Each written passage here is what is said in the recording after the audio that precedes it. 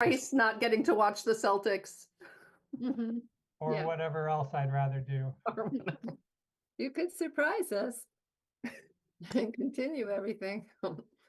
Okay, I'm going to put us live and start recording. So I need just a minute.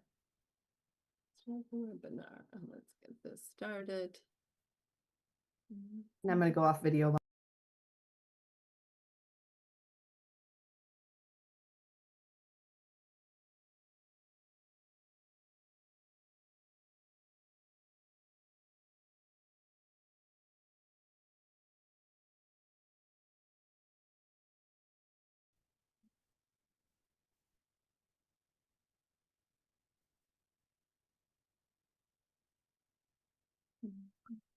I'm gonna need this. Let's see. Yeah, okay. Let me ask the virtual.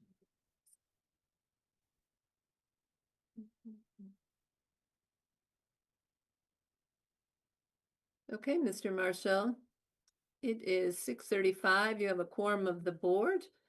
You are the co-host of this meeting. Amherst Media is with us. I do believe you're good to go. Thank you, Pam. You're welcome.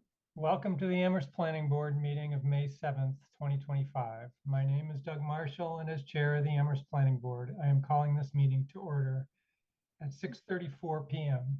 This meeting is being recorded and is available via live stream via Amherst Media. Minutes are being taken. Pursuant to Chapter 20 of the Acts of 2021 and extended by Chapter 2 of the Acts of 2023 and further extended by House Bill 62 as amended by Senate Bill 2506, this planning board meeting will be conducted via remote means using the Zoom platform. The Zoom meeting link is available on the meeting agenda, posted on the town website's calendar listing for this meeting, or go to the planning board webpage and click on the most recent agenda where the Zoom link is listed at the top of the page. No in-person attendance of the public is permitted. However, every effort will be made to ensure the public can adequately access the meeting in real time via technological means. In the event we are unable, for reasons of economic hardship, or despite best efforts, we will post an audio or video recording, transcript, or other comprehensive record of proceedings as soon as possible after the meeting on the town websites. Board members, I will take a roll call. When I call your name, unmute yourself, answer affirmatively, and return to mute. Bruce Colden. I am here. Fred Hartwell. I'm here. Jesse Major. Present. I, Doug Marshall, am present. Johanna Newman. Here. And we do not have Karen Winter with us at present. When she arrives, we will try to note the time that she arrives. Board members, if technical issues arise, we may pause to address the problem and then continue the meeting. If the discussion needs to pause, it will be noted in the minutes. Please use the raise hand function to ask a question or make a comment, and I will call on you to speak. After speaking, remember to remute yourself. To the general public, the general public comment item is reserved for public comment regarding items not on tonight's agenda. Please be aware the board will not respond to comments during general public comment period.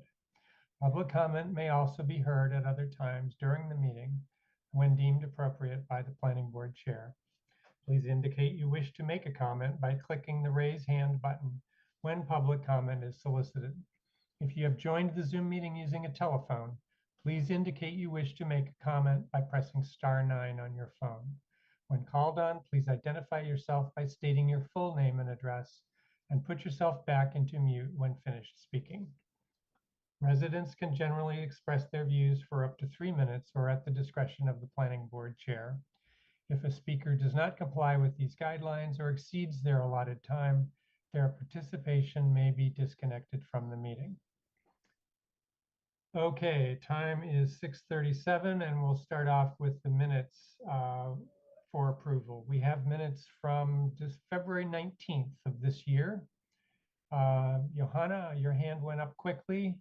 quicker than Yeah, I Bruce reviewed them. and They look and great, Jesse. and I wanted to move to approve the minutes. You do, okay. Thank you for that motion. Bruce? Well, I'll second, but I have a question of clarification, and then my second stands. It's on the first page, I think. Anyway, it's the first part of the U Drive review and item number 14, where it says the breakout of the office commercial safe is unchanged. I think it's probably meant to say space. Yeah. And if that's correct, then I suggest we change that to the right word, and then the second stands. Okay, thank you, Bruce. Thank you. I'm good with that friendly amendment. Okay. Any other comments from the board? All right, so we have a motion and a second to approve as drafted with the one edit that was just discussed. All right, Bruce, we'll start with you. I approve. And Fred.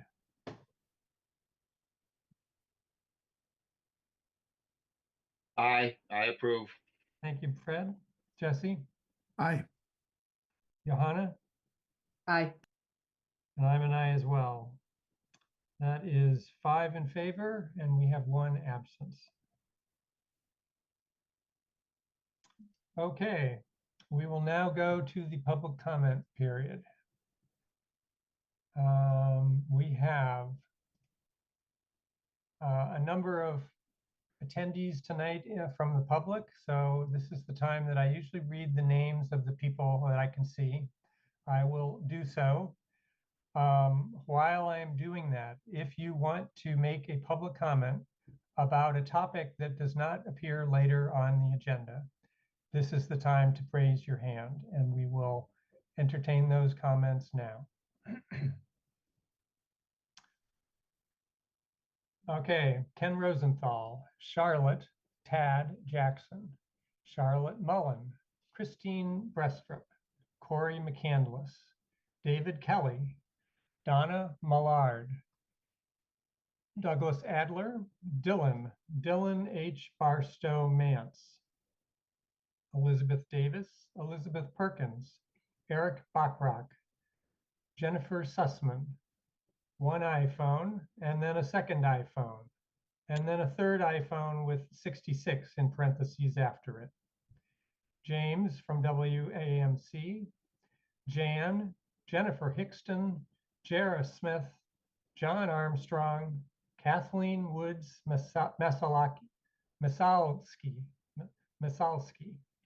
Kathy Melly, Katie Naughton, Kyle, Lisa Juris, Maria Kopicki, Matt Moyen, Maura Keene, Michael Gilbert, Michael Lipinski, Paul Juris, Renee's iPhone, Sandy with an I, Sherry Wilson, Tom Reedy, and a Zoom user. All right, so we have 39 attendees, and at the moment we have 1 person who wants to make a comment about some general topic, which is not later on the agenda. Let's bring over Ken Rosenthal.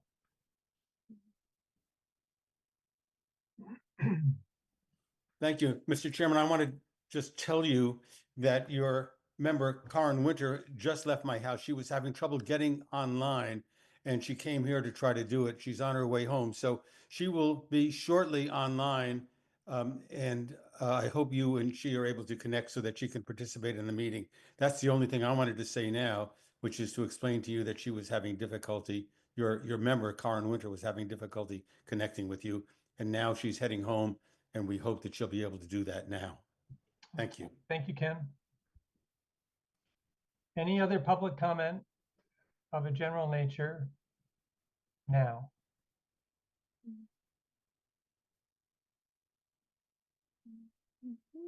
Okay, I don't see any other hands raised. And so we will move on. So time is 6:42. Pam, am I correct that this next public hearing was advertised for some time after 6:42? Yes, it was actually advertised for 6:35.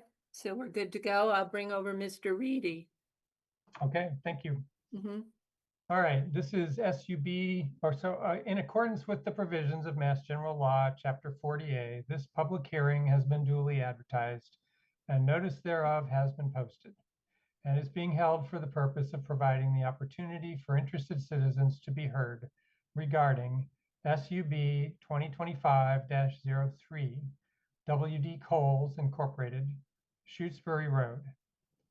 Request approval for a 4-lot preliminary subdivision plan under Mass General Law, Chapter 41, Sections 81L and 81S, located at map 9B-11, 9B-12, 9D26, and 9D27, all in the RO zoning district.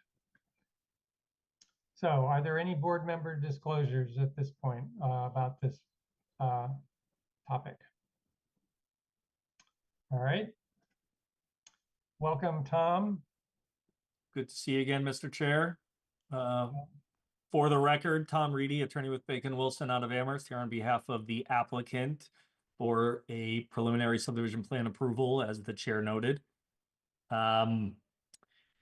This was in front of the board last fall, and in its exact form that it is now, the board approved it. As you know, this is to free zoning. What happens is from the filing of that preliminary plan, you've got 7 months to file a definitive plan. It did not seem like the zoning bylaw for solar was imminent at that point. And so we didn't file the definitive plan. And so I think as Ms. Brestrup did a tremendous job in her application report, as she always does, we're restarting the clock. So we refiled the exact same preliminary plan. We're hoping for the same approval. This one, we will follow up within 7 months with the definitive plan. We'd accept an approval with the same conditions that you put on it back in, I want to say, maybe September of last year. I'm happy to answer any questions. I'm happy to show the plan. I don't need to glaze over it. I know at least Bruce's disdain for this process, so I'm trying to accelerate it. All right, thank you. Bruce's opinion notwithstanding, I would like you to bring the plan up so that we can at least incorporate it into the recording for this meeting. And people who watch it subsequent will have a complete picture of what we're talking about. Of course. So we've got Shutesbury Road, if you can see my screen and my cursor. So we've got Shutesbury Road on the left side of the screen. The property, as it currently exists, is outlined in this darker line. We've got some topographic features on there. We've got wetlands on there. And then you'll see that this is the proposed new roadway, which will provide the requisite frontage to the 4 new building lots being proposed. So here's that roadway, cul-de-sac, lot 1, 24 acres, lot 2, 30 acres, lot 3, 37 acres, and lot 4, 35 acres. And so that's the plan, and that's the roadway, and it's really what you're approving is the roadway, which then gives the requisite frontage for the building lots to exist as building lots. Right. Okay. Thank you. I think you could stop sharing at this point. Thank you. Board members, most of us were on the board last year when this came before the board the first time. It doesn't appear to have changed in any way. Any questions? Any discussion? Any new opinions about this? I think I would like to probably review the terms and conditions, the findings and conditions that we required last year, just to make sure we're in line with those and nothing has changed. Nate, I see your hands. Sure, thanks, Doug. Tom, I just want to make sure that you've taken into account wetlands. I spoke with Erin and she mentioned there's a fair amount on the property. So is it feasible that the road layout would remain relatively the same with a definitive, or is there would you expect a big changes to actually I don't know how that, I haven't looked at the property close enough to see. Yeah, it's a great question. I don't think we'd expect it to change. Yep. If it does, I Yep. would suspect that we would know prior to the definitive. And so the definitive would likely reflect that updated wetland, let's put it Right. another way. Yeah, I mean, there's no wetland crossings on the road, right? As far as I can tell. No, there's an existing along the current Woods Road that accesses the property. There's a culvert that goes under that Culvert, actually yep. takes the drainage from, it's all the sheet flow from Shutesbury Road, and it goes under that Woods Road. I think technically on the southerly abutting parcel, that's deemed a local jurisdiction wetland. And so if we were to ever build this definitive subdivision, this roadway, we'd have to go through Conservation Commission in likely maybe a limited project or a notice of intent to get that approved. So, but I don't believe that there's any road, I don't think there's any crossings. Okay, Pam, I see that Karen Winter is in the attendees. Oh, okay, I'll bring her over. The time is 6:48, so why don't we bring her over and onto the panel? Yep. Fred, Yeah, I'm just, obviously this is waiting for the solar bylaw, and I'm just wondering if we have any prognostication from town staff as to where that is and it's in process. Nate, anything you want to say about CRC, right? Yeah, it's with the Community Resources Committee, and I think the idea would be in the next, maybe 3 months to try to get it in shape to be a zoning amendment, to be sent to council, then referred back to go through the official process. So, if that's the case, then, there could be a vote, at the end of this year, closer to November, December. It really depends on how, kind of the timeline to get it to become a zoning amendment. But, something in the next 6 to 7 months, likely. Okay. Fred, any other questions? Okay. All right. So no more comment from the board, correct? Bruce, before you, don't make a motion. No, I just was waiting to hear the answer to your question about the findings from last time. You asked whether what they were and whether there was anything different, whether we would choose to add or subtract. And Right. I'm interested in the answer to that question. Okay. Well, Pam, I assume you have the findings and conditions. Well, I don't know if you've seen me shuffling paper over here, but I don't seem to have them. Nate, can you go onto the S drive and pull it up? Or Tom, do you have the decision handy? Yeah, I've got in the packet, so I can, let me just enlarge It's in this the so I can share packet? my screen. I also, for a minute, I had a hand up from Christine Brestrup on the attendees. Maybe she was just going to tell us where to find the findings and conditions. If they're So- in the packet, I have them, but Tom has them now. If you see this quoted They're on the material. screen right now. Yep, there they are. Yeah. Okay. Okay. So we approved the two waivers to have the 1 inch equals 40 feet scale and for the provision of a public sewer line. And then, Tom, is that the only condition, the one at the bottom there? That is correct. Yeah. And just to be clear, there were technically 3 waivers: sanitary, water supply, and then the contents one. Okay, yeah. But you combined. Right. Okay. Okay. So I guess let's see, if we were to make a motion, we would probably be saying we approve the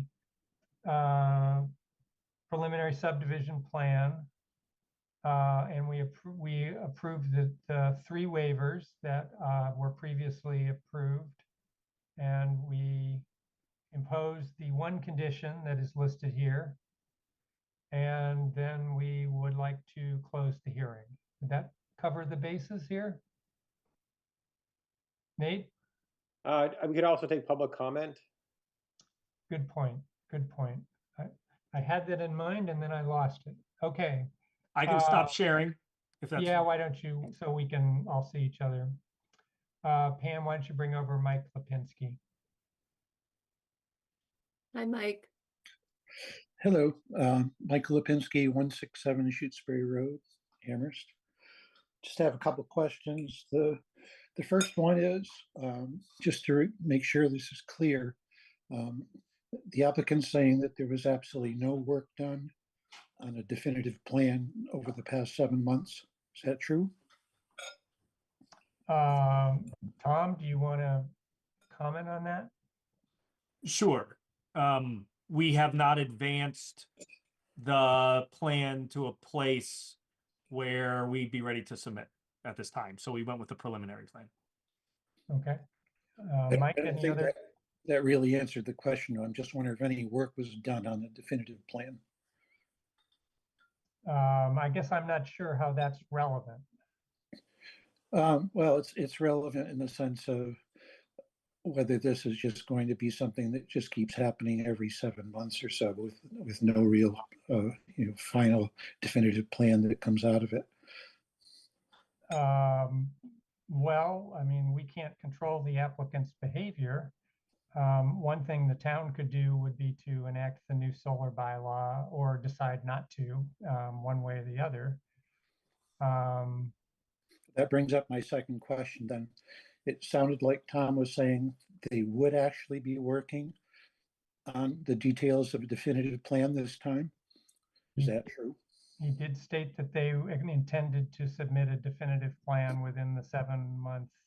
And then my follow-up would be, based on the timing that Mr. Malloy said for this solar bylaw actually being passed, it seems like the 7-month period for this particular preliminary plan might actually run out again before the solar bylaw actually is passed. That's And if true. that's the case, will they actually be working on a definitive plan, since the whole purpose of doing this is to find out, whether they want to be under the solar bylaw or not? Well, I think that when Mr. Reedy said that they intended to submit a definitive plan this time, that they understood that they would do it within the 7 months, and that could easily be before the solar bylaw was passed or not. Exactly. And would that involve actually going to the Conservation Commission too as part of that process? I don't know the answer to that. Tom or Nate, do either of you want to comment on that? Nate, I'd have to look at the subdivision rules and regulations to see what I know there's a line in there about Conservation Commission, but I don't know how where you have to do that in the process. Right. Yeah, I was going to say that, Mass General Law allows property owners to do this. And so, if you want to call it gaming the system or whatever, it's legal and it's done a lot. And so an applicant or a property owner, can wait until they determine that a zoning amendment is actually going to a place where it could become an action. And then they file another preliminary subdivision plan to start the clock. So, if the applicant decides in 5 months from now they want to submit a different preliminary subdivision plan, they could. That's allowed. And so we're not, we respond to what's submitted, and we're not, if they had worked on a definitive and it was never submitted, we don't know that they had worked on it, and that's not really part of our review. It's really what's submitted. So, we'll wait and see. I mean, I'm sure the applicant and property owner will do the same with the solar bylaw progression. And if they think they need to file a definitive to have the zoning freeze, they will. If they don't, they could wait and then resubmit a preliminary again. And that's totally legal, and that that happens all across the state. All right, Mr. Lipinski, have we answered your questions? Yeah, to a certain extent, yes. Thank you. Okay, thank you. All right, I don't see any other hands raised from the public. So, Jesse? Thanks. I was going to move that we approve the plan with the conditions and close the hearing, if I got all the points. All right, so Bruce? Bruce, you're muted, Bruce. Second the motion, sorry. All right, thank you. Pam, do you think you have the motion adequately recorded? I sure do. Mm-hmm. Okay. All right, we'll go ahead and vote on that. Start with you, Bruce I'm an aye. and Fred, Aye.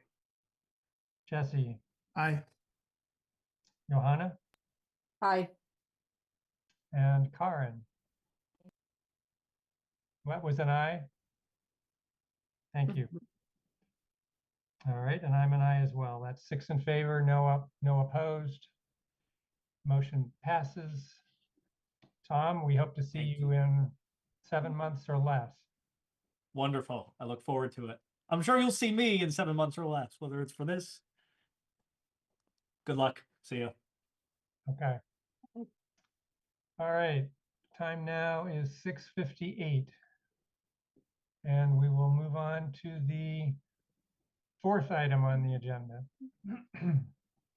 So before I start reading this intro, I want to say that this is a new public hearing.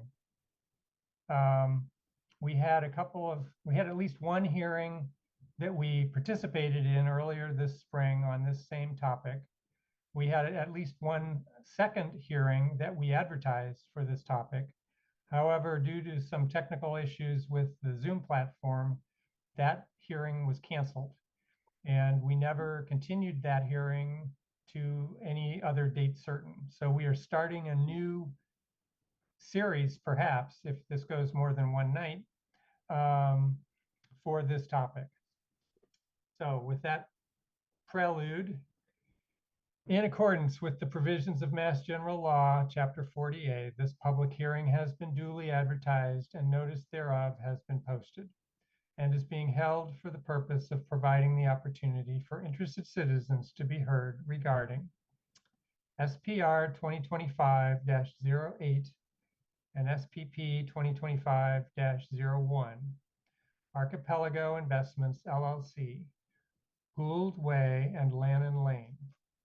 Request site plan review approval under section 3.325 of the zoning bylaw to construct a new mixed-use development with 3 buildings, including 140 residential units, approximately 12,000 square feet of commercial space, 180 parking spaces, and associated site improvements, and requests a special permit under footnote A of Table 3, Article 6 of the zoning bylaw to modify the front setback beyond the maximum required, building height to exceed the maximum allowed, and the number of floors to exceed the maximum allowed. This is in the BVC, Village Center Business Zoning District. Parcel is map 425B, parcels 52 and 58. So do we have board member disclosure for this project? All right. In that case, I believe we have Kyle Wilson here with us to describe to introduce the project. Welcome, Kyle. Good evening. How are you? We're just fine. Great. I could hop on and share and start Yep. with the Please new do public so. hearing, start over. Please do Thank you. so.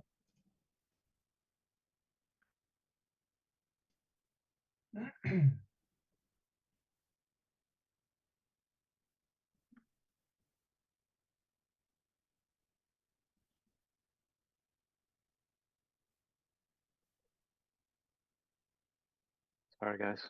Getting there.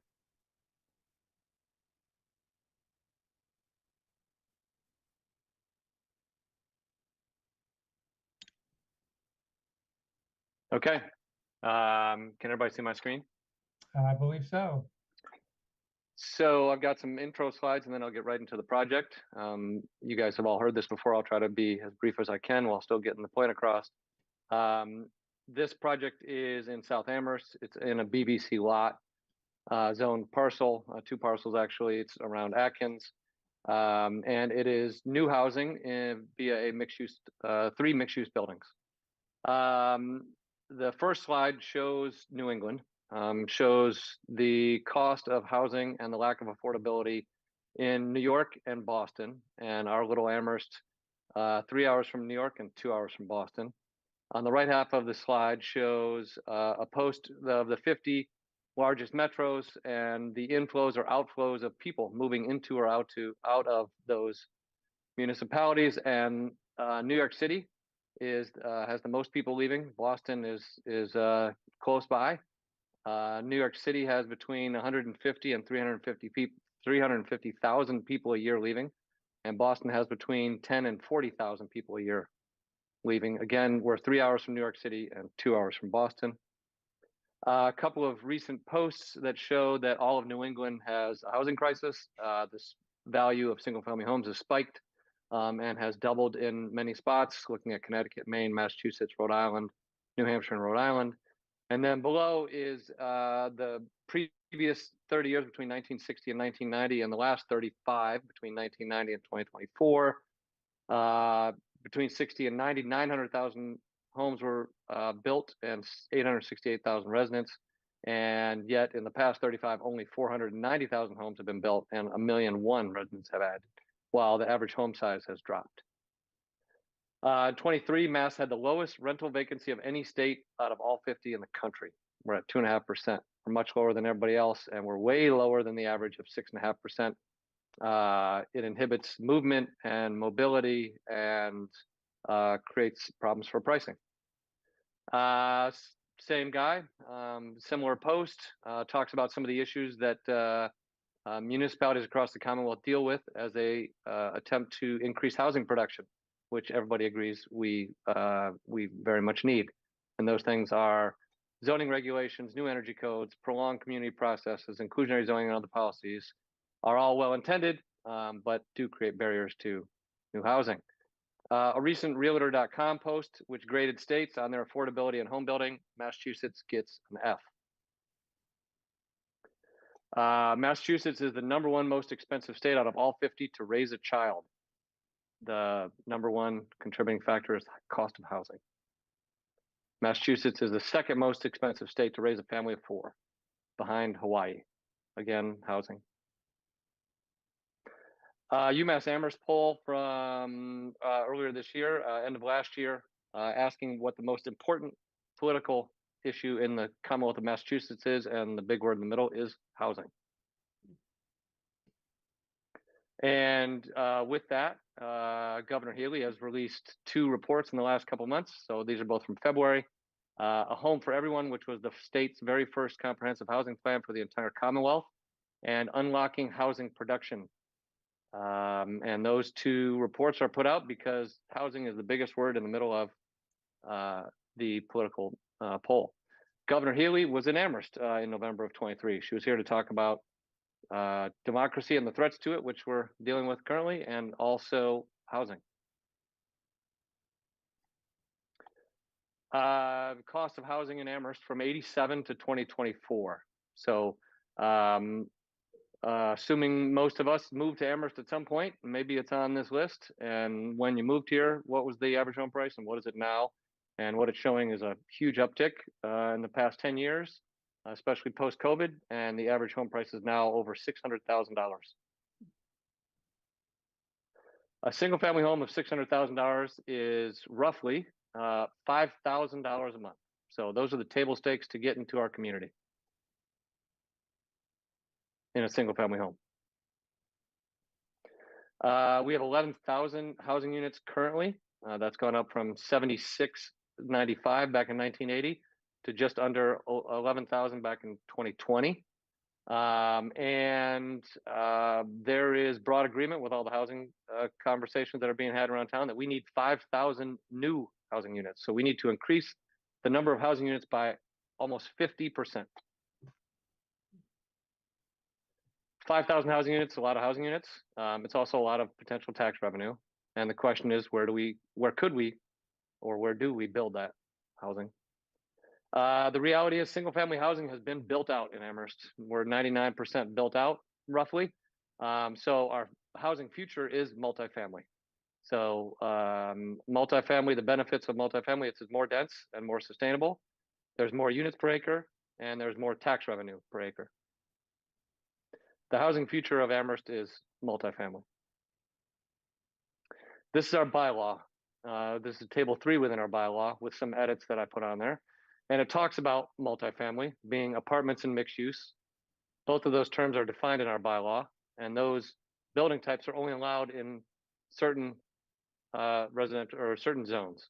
That's RVC, BG, BL, COM, BVC, and BN. Those are highlighted in the blue box and the pink box. The total number of acres in Amherst is just under 18,000. And if you look at the acres in each of those zones that allow multifamily, it is less than 2% of the total land mass of Amherst. And in a number of those, the density within that is limited. So in RVC, in BL, and COM, less than 10 units per acre are allowed per the additional lot area per family. This is a map that could have more contrast, but it shows our overall 17,800 acres and the areas that are zoned for multifamily, which is apartments and mixed use. So as I said, less than 2% is apartments or mixed use, and less than 0.7% of Amherst is zoned for mixed use by right at density greater than 10 units per acre, which is the project we're talking about. So in the very bottom, right underneath Hampshire College, you can see Atkins, and you can see the 2 parcels that we're discussing here tonight. This is the last 5 years in Amherst and the number of residential housing units that have received a building permit in 2020, 2021, 2022, 2023, and 2024. As you'll see, the total is 483 units over 5 years. So we average under 100 units a year. If we need 5,000 units, we have a very long time horizon to try to affect the cost curve or the cost of housing in Amherst. And under the multifamily description at the bottom, with the future being multifamily, you'll see there's blue highlights and yellow highlights. The yellow highlights are those projects that were by right, meaning they were mixed use and they were zoned accordingly. And the blue were projects that were not by right. So those were all through the ZBA. So those are places where our bylaw actually states that we're not looking for housing. And so it's clear here that 5,000 units are a very long time out. And our zoning bylaw makes new housing production extremely difficult. And this is confronting municipalities across the state. That's why we've got our first comprehensive housing plan that the governor's just put out. And a couple things are noted: that this housing crisis didn't appear overnight. It's decades in the making. The shortage of homes is the root cause of the issue. And the number one thing to be recommended in this report is increase as of right zoning capacity for multifamily housing.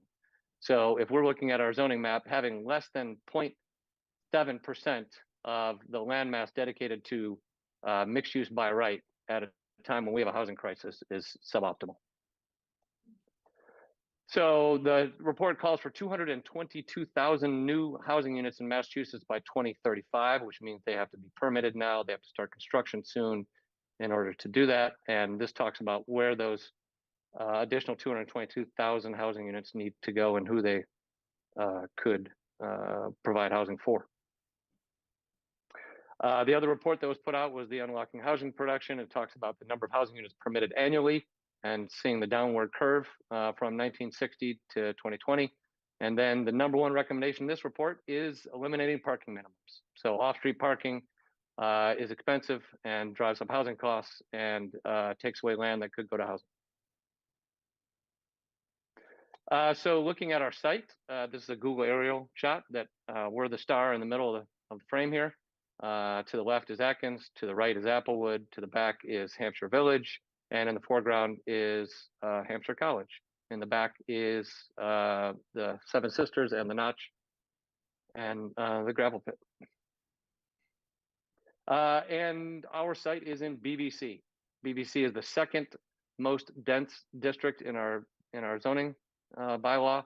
And the purpose of the BVC is to provide areas within the village centers of Amherst that allow for a mix of uses, including retail, commercial, office, and housing of moderate to high density. Back in 2010, after many decades of work, the town of Amherst and the Commonwealth of Mass and MassDOT went and performed a huge renovation to the intersection adjacent to the site, put in the two roundabouts to the east of Atkins, and installed Gould and Lannon, the two streets that this property has frontage on. And this property, there's a couple aerial shots that show the history of this property. As of a lot of South Amherst, it was an orchard for 100 years ago. So in 1952, when this shot was taken, you can see the outline of the site. You can see orchards occupy most of Amherst, Hampshire College land, all of Atkins land, all of Applewood's land, all of the various iterations of Hampshire Village. 62 was very similar. 85, the introduction of Hampshire College and the introduction of the first phase of condos south of the site and Atkins Market. And then 2012, subsequent construction of Applewood and Eric Carle Museum, Yiddish Book, and the remainder of Hampshire Village and the condos. So this is our survey. So there's two parcels, 4.9 acres, 2.7 acres, just over 7.5 acres. And you can see the edge of the vegetated wetlands. This project's currently before the Conservation Commission as well. And those wetlands form the hub and are on the line between the two parcels. You can see the new Gould Way that was installed by the town and the new Lannon Lane that was installed by the town when MassDOT did the roundabouts east of Atkins. And you'll see Rambling, Bay, and West Street as the other streets that this project has frontage on. This is a analysis that we did. We checked for groundwater, we checked for soil contamination. This was checking for total metals analysis and a pesticides analysis. What was found is that the site, as with a history of an orchard, has lead arsenic in the soil. That lead arsenic is throughout the site. It is in outside of the wetlands, and it's also been tested subsequently inside the wetlands. So there's lead arsenic everywhere. Probably if we go back to 1952 aerial shot, you can see an apple tree. That lead arsenic, the cleanup of that lead arsenic is determined by the future use. If we're proposing a gas station, it's one thing. If we're proposing residential, it's another. In that we're proposing residential, the cleanup is to remove the lead arsenic, 12 inches of soil. The lead arsenic stays in the upper 12 inches of soil, and take it off site.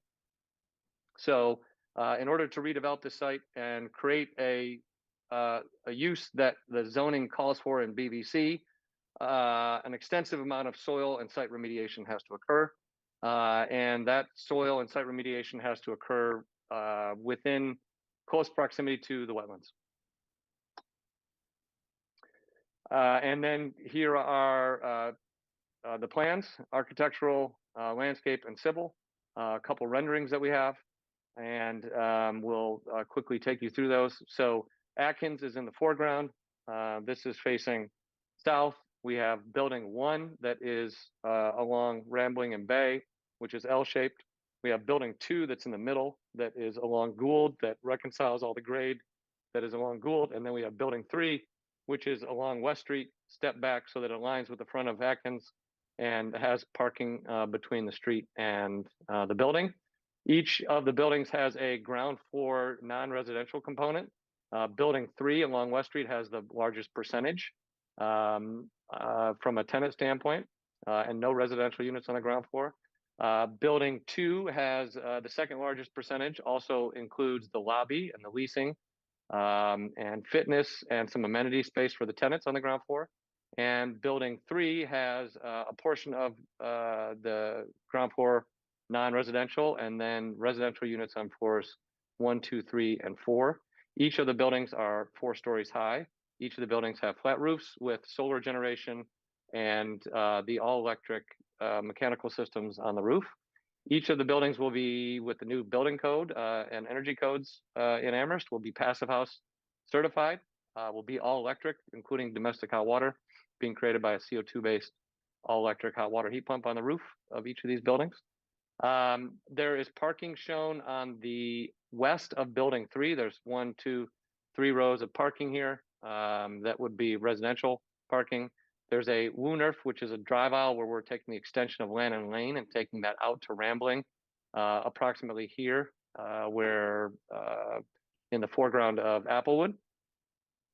And there's parking along that Woonerf as well. And then we're showing parking in the town right of way along Gould, along frontage of the commercial on building 2. We have a rendering that is from that section. The Woonerf and the connection to Rambling is to the left, and looking straight ahead is looking down the parking on Gould and down towards the intersection between Gould and Lannon. The building is mass timber, hybrid mass timber on floors 2, 3, and 4, and a full mass timber on the ground floor to go along with all electric passive house. The mass timber glulam's are exposed where there is commercial, non-residential, creates a colonnade, creates shelter for inclement weather like we've had recently, and allows us to work with the grade, which is pretty tricky to deal with in a number of spots on this site. So you'll see the Luna wood siding that we've proposed up above, the triple pane windows. Every unit has a balcony where you can see these recessed shadowed areas that have, some are painted, some are left natural. And then you can see the retail space on the corner of building 2 that has 6.5 feet of grade change between the east side and the west side. And then you can see the commercial in the distance here on building 1. Here's the site plan showing the 2 lots together as one, showing the wetlands between all the buildings on the south, showing building 1 L-shaped along Bay Road, building 2 along Gould, and building 3 along West Street. Sidewalk connections that complete the sidewalks that the town has started to install when they did the roundabouts. Create a connection that is both automobile and pedestrian between Lannon and Rambling, that will be open to the public and allow for pedestrian circulation from Rambling to Atkins without having to go on Bay Road, even though we are showing also a sidewalk along Bay Road, which we would work with the town and Eversource to execute. There's power lines that are on the property line. They jump across in front of the solar, et cetera. And some of the stormwater retention along the street is a little tricky down here, but we can get a sidewalk in along Bay Road. Building 1 has a forecourt in front of the parking lot on the Woonerf. There's another forecourt here, which is serves 2 purposes. One, to allow us to get the trash out of building 1 and 2 behind a screen, handle that in the morning, and the other is to handle provide an outdoor space for the commercial areas that are on that corner. And then you can see there's 2 parking areas on building 3, one to the east, which is more commercial, and one to the west, which would be residential, and that shows here. So this is slightly different than what we showed you back on March 19th, our first hearing, which is 140 parking spaces for our 140 apartments. So every apartment will have 1 parking space. All the residential parking, all 140, is shown in the blue bands, and the commercial parking is shown in the pink or red bands, 47. We have roughly 12,000 square feet of ground floor non-residential retail. Per the bylaw, that's roughly 3, or well, it's not roughly, it's 3 parking spaces per 1,000. So we'd be looking at 36 parking spaces. We're showing 47, including those spaces on the town right away along Gould. This is the first floor plan for buildings 1, which is L-shaped, and building 2, which is in the middle. You can see we have 2-bed and 3-bed units on the ground floor of building 1. We also have commercial on the east side. We have commercial on the south side of building 2, along with a lobby, lounge, gather, and fitness areas. There's stairs and elevators. There's stairs here because we're reconciling a great deal of grade across this site.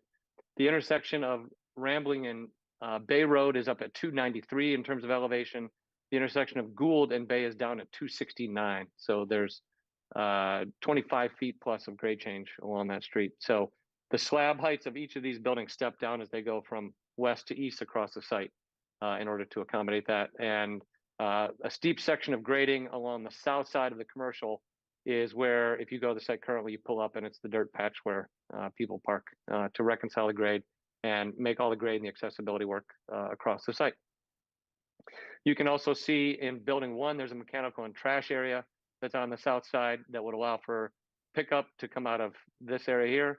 And on building 2, there's a trash and stair area, which would allow for the same and could be done off hours relative to commercial. The upper floors show all the residential, a mix between 1-bed, 2-bed, and 3-bed units. There's also a couple 1-bed and office that fill in the gap. And the same thing on building 2, a mix of 1-bed and 2-bed units on the upper floors, and those all stack for floors 2, 3, and 4. The roof plan shows the mechanical system, the roof screen, which is proposed as photovoltaic panels, and the heat pump systems for the heating, cooling, and domestic hot water. Building 3 is along West Street. It's perpendicular to Atkins. Again, we tried to align that with the front of Atkins, keep the circulation, vehicular circulation aligned. And as you can see here, the ground floor of building 3, the vast majority of that is non-residential. As we mentioned last time, we're looking for a tenant for this space. We would love to try to make this, and we've tried to design this accordingly for a childcare tenant, which is a big need in this community, as is housing. We don't have a tenant yet. We have not gone through all of the potential requirements for that potential tenant, but we are looking at the ability to potentially provide outdoor play space on the south in the sun off of that space that would be accessible underneath the colonnade that we've created that would be a secure way of getting out to that site.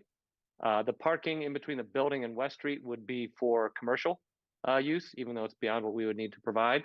There's an opportunity for potential overlap on times when the commercial does not need the parking. And the parking to the west of building 3 is all residential. So there's 3 rows of parking, and the drive aisle between those. You'll see trash out of building 3 on the south side. That will be aggregated and collected at the hammerhead on the back side of this and allow for the trash and also fire to pull in and back up and get out of the space. The upper floors of building 3 are all shown on this plan, which shows a mix of 1-bed, 1-bed office, 2-bed, and 3-bed units. As I mentioned previously, every unit in this development has an outdoor balcony, and the rooftop equipment, all the electric rooftop equipment and elevator, penthouse, et cetera, is shown on the roof plan.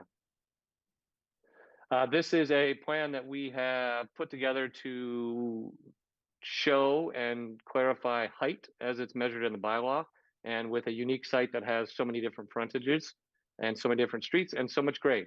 So we've shown the elevations that are that we do break out from a height standpoint in pink, and try to show how those relate to Rambling, how they relate to Bay, how they relate to Gould, Lannon, and West Street, et cetera. So it's a key for these following elevation slides that show the 4-story buildings, what the average grade is at each of those elevations in order to define it per the bylaw, and how the buildings stack up relative to the grade that obviously changes across the site. You will see in the middle row, C1, you'll see most of that grade shown off. This is the north side of building 1 and the north side of building 2. You'll see the grade that really drops off between Rambling and Gould. Here are the other elevations on building 3 that show the street view facing West Street, which has the glazing on the ground floor underneath the colonnade, and the other elevations around the building. We were requested to show a site section that cuts along Bay Road, which we've provided.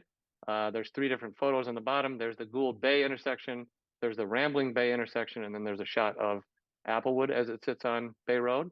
We're trying to show this building between Atkins and Applewood. Obviously, Atkins is lower, closer to the roundabout where the grade's down at 260. Atkins is much higher, and the first floor of Atkins is up at 320. So you can see how these 3 buildings would sit between Atkins and Applewood, and then we showed the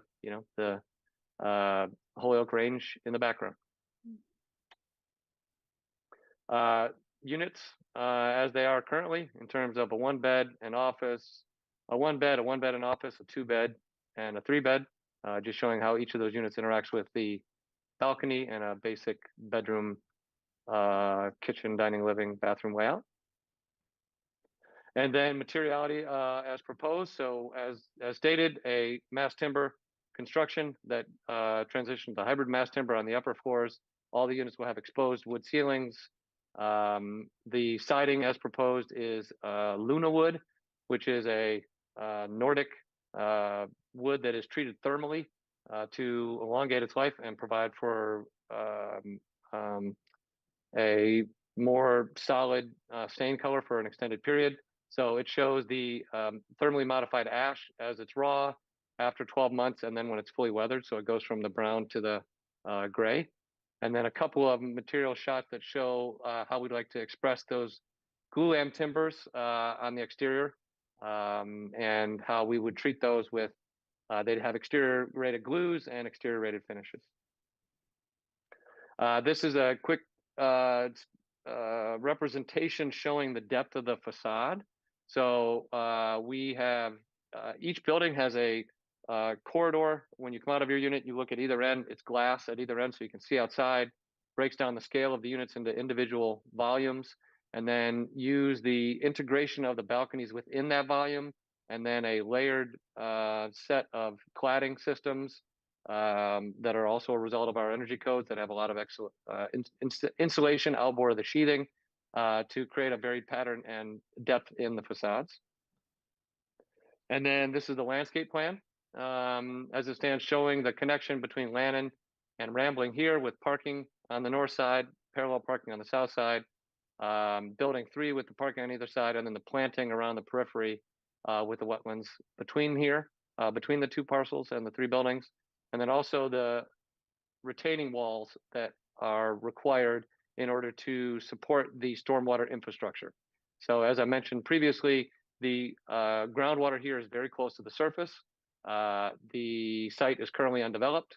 The mass regs require no additional outflows through development. So the amount of below grade stormwater retention that's going to be required for any redevelopment of the site is extremely extensive. And in a site with high groundwater, the locations available to do that are extremely limited. So we're limited to this portion in between buildings 2 and 3, which you'll see a little later on the civil, and then underneath the parking to the east of building 3. Those are the only spots on these 2 sites that can take below grade stormwater retention that will be required for anybody to redevelop these sites. This is just a blow up of the landscape plan on the between buildings 1 and 2 with the outdoor amenity space, which is a fence along dog run and play structure area, terraces going down, and the planting along the parking and the woon earth. This is the landscape plan on building 3 and showing the paving along Lannon and the planting around the perimeter. The civil drawings, I'll try to go quickly. Again, this is the civil plans showing the flagged wetlands, showing the 2 different sites. Always a key, it'll break down into individual sites. This is existing, you can see all the topo, all the grade from west to east. Drops down extensively, especially in that corner between Bay and Gould. And you'll also see here, there's existing gas, Berkshire gas infrastructure on the northwest side of the site, which influences our ability to place the building and how close we can get there. And there's also existing utility poles that are on the property, actually, without easement. But the ability to move those across the street is extremely limited, if not impossible, based on electrical needs and costs associated with that.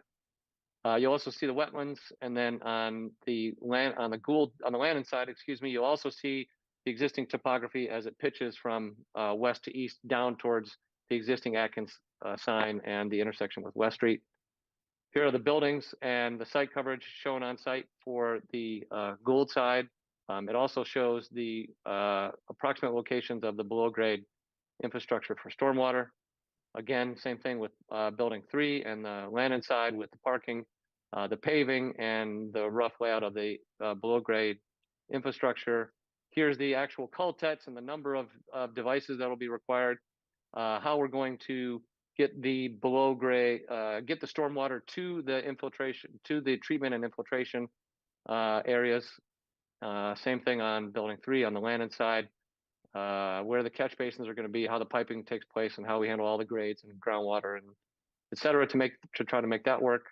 And back to the rendering that we have above, and as you can see here, we've got the parking that is to the west of building 3.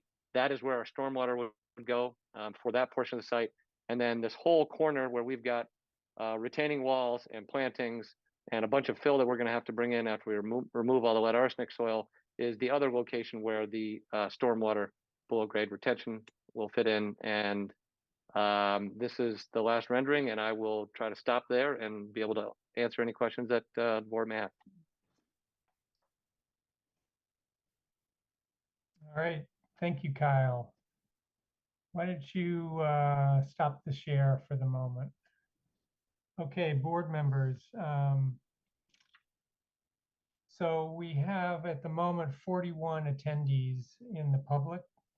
I'm sure that most of them want to make a comment tonight. So what I think I'd like to do is to start off with board questions about the proposal itself.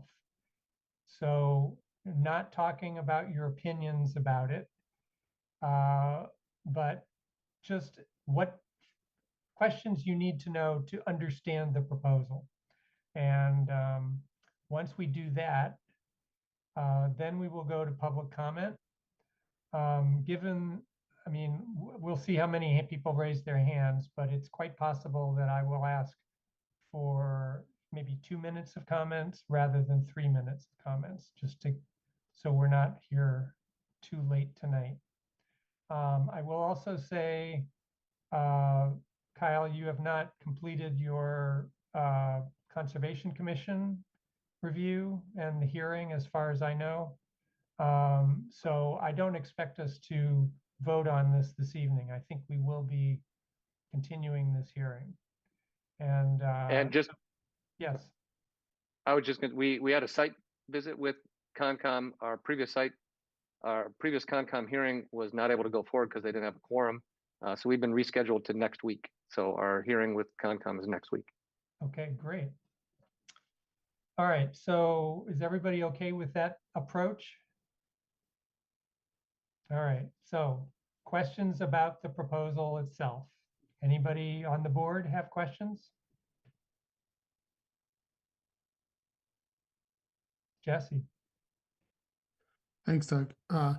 Kyle, maybe you said it and I missed it. Did you show us the split of proposed unit sizes? I did not show you that, and I'll have to pull that up in terms of number of units and Yeah, 1 bedroom, how many 2 of each. bedroom, et cetera. Yeah. Yep, I can pull that up and get that to you. And likewise, I guess I'm wondering, do you have rents in mind at this point, or no idea like what we're talking about? We don't have rents, but I can definitely get you the numbers.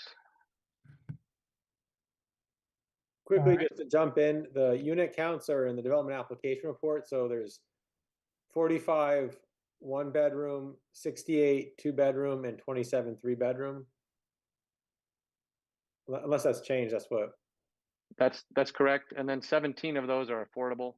So there's 6 1 beds that are affordable. There's 8 2 beds that are affordable, and then there's 3 3 beds that are affordable. All right. You all set, Jesse?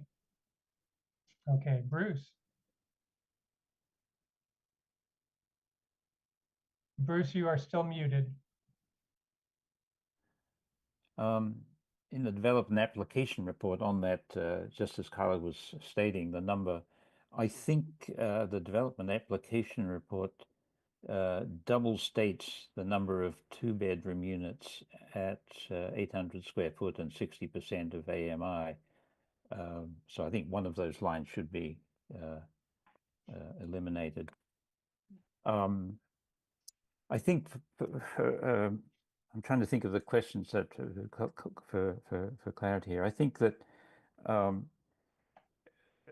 Kyle, you gave us a drawing that showed in detail how the building heights were calculated on each facade, and you've asked for through footnote A that we would approve a height of increase to 49.8 feet, can we therefore assume that the calculated maximum height from all of what you did is 49.8? In other words, the number that's in the development report is correct. I just want to make sure of that because of the complexity that we know is associated with figuring out what the actual height is here, and I guess what the maximum average height is, and therefore that's the number that you are asking us to look at. I think we should be very clear that that's the correct, and I don't know whether it's a question for you, Nate, or whether it's a question for Kyle, but I want to be sure that that's the right number. Kyle?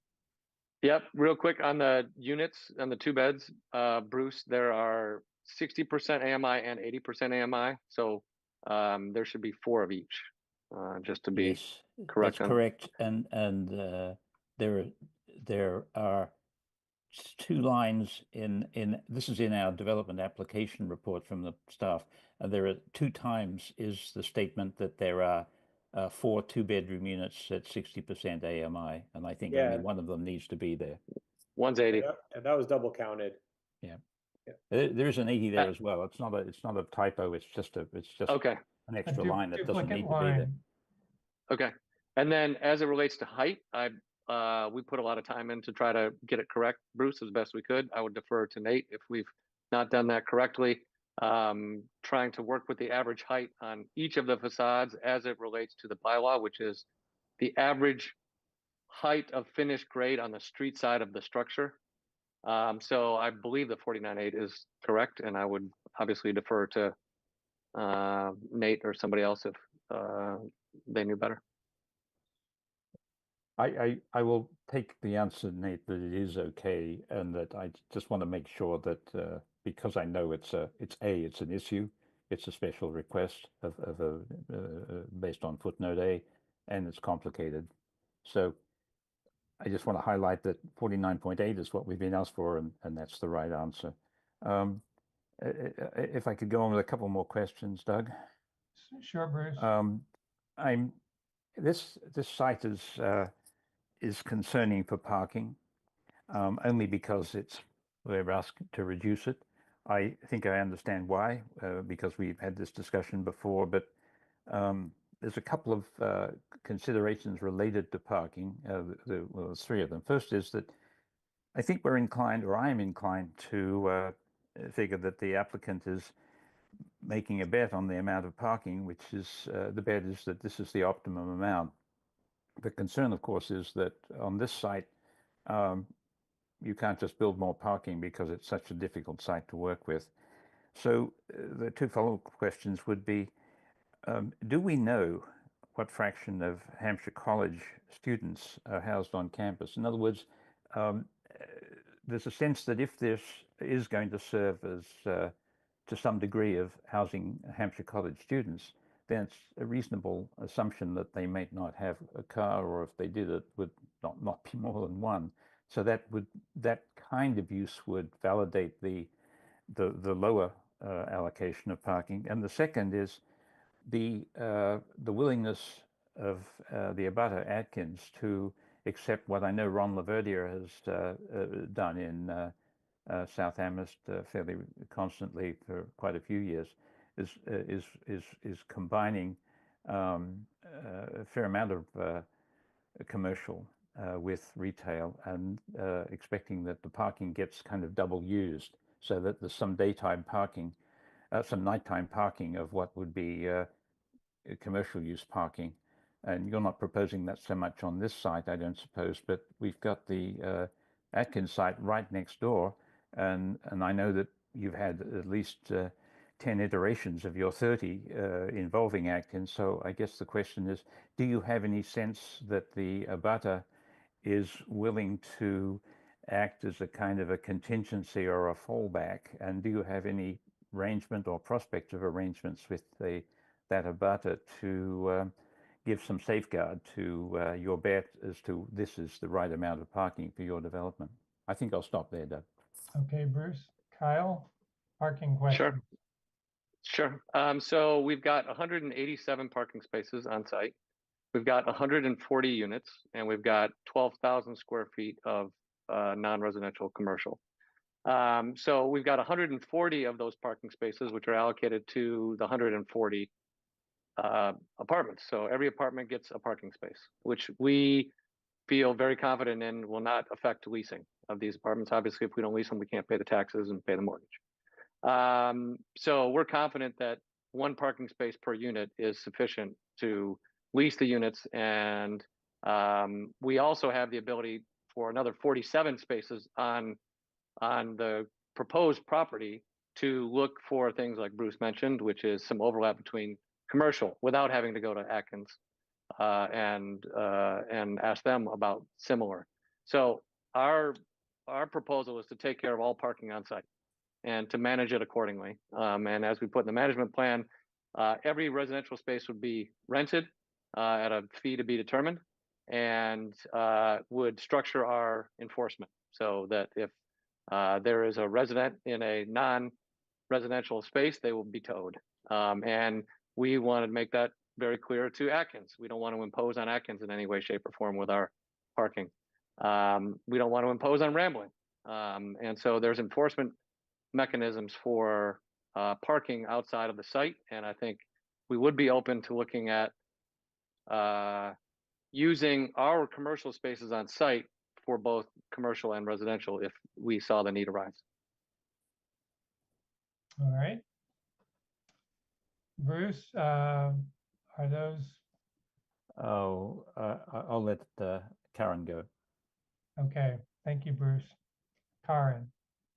I was just informed by Ken Rosenthal, who called me, that the Hampshire college students are 100% required to live on campus, so they would not be tenants. And I think that from the comments of everyone that I've read that were excited about this, that the need of housing is for families or workers or staff who have to go far away and have long commutes, and because they can't find appropriate housing in Amherst. And so my question is, Kyle, I know it's impossible to know the rents, but judging from the other buildings that Archipelago has built, I know when they came up, the rent, and of course it's a new construction, but they were higher per square foot than anything that Amherst had seen. And consequently, landlords raised their, I think that the rents in Amherst significantly went up once your buildings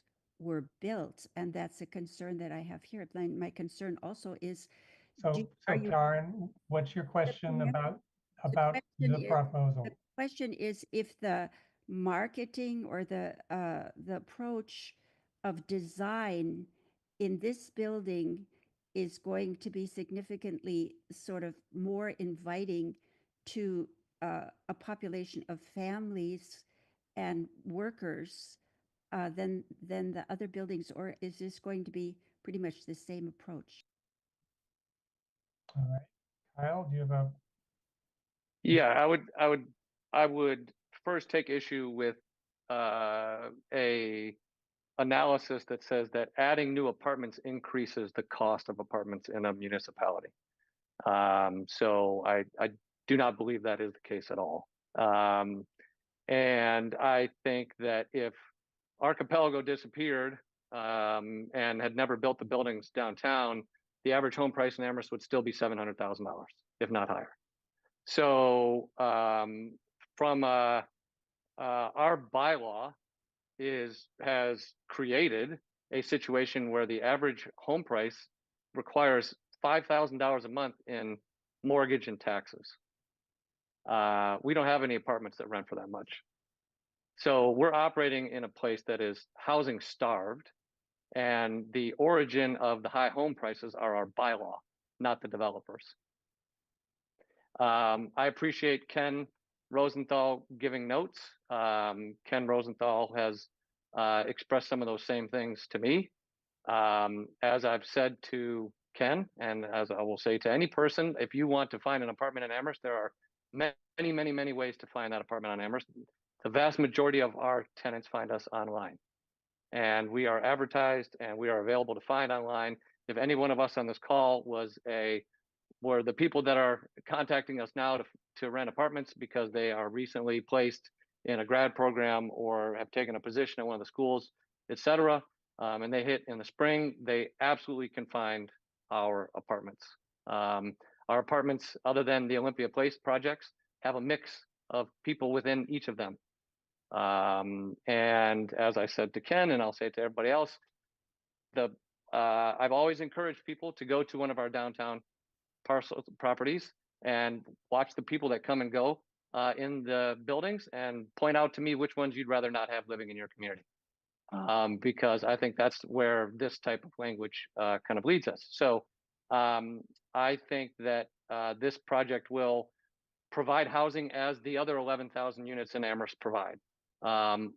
55 to 60% of those units have always been non-owner occupied rental because of who we are as a community in Amherst and who we are started back in the 1800s and quickly thereafter had Amherst College here and quickly thereafter had Mass Aggie here and has the largest higher ed consortium in the country, the most established, and created a 5th college out of 4 back in the 70s. So our lifeblood is higher education in this community. And I think that this project will rent to people as the other 6,500 non-owner occupied rentals in town will. Okay, all right. We'll move on to Fred. Questions about the content of the proposal? Yeah, I was interested in Karen's statement that Hampshire insists that all of its students reside on campus.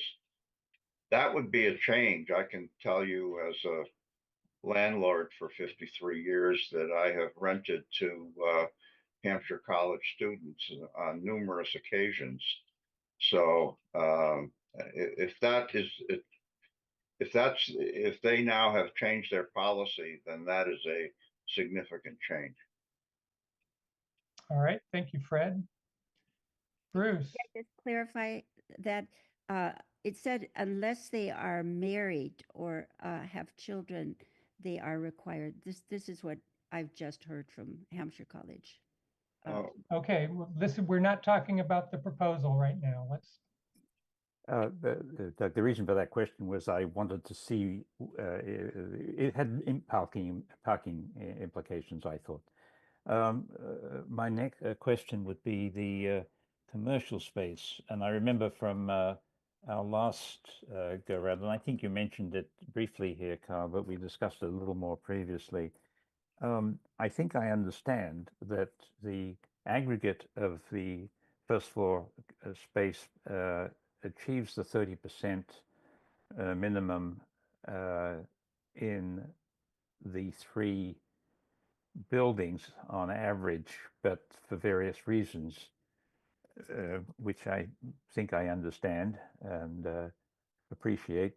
You've decided that you would prefer to concentrate greater than 30 in some spaces and less than 30 in others, and it gives the impression that we've actually got one of those 3 buildings, which is actually an apartment building because it has almost no commercial space.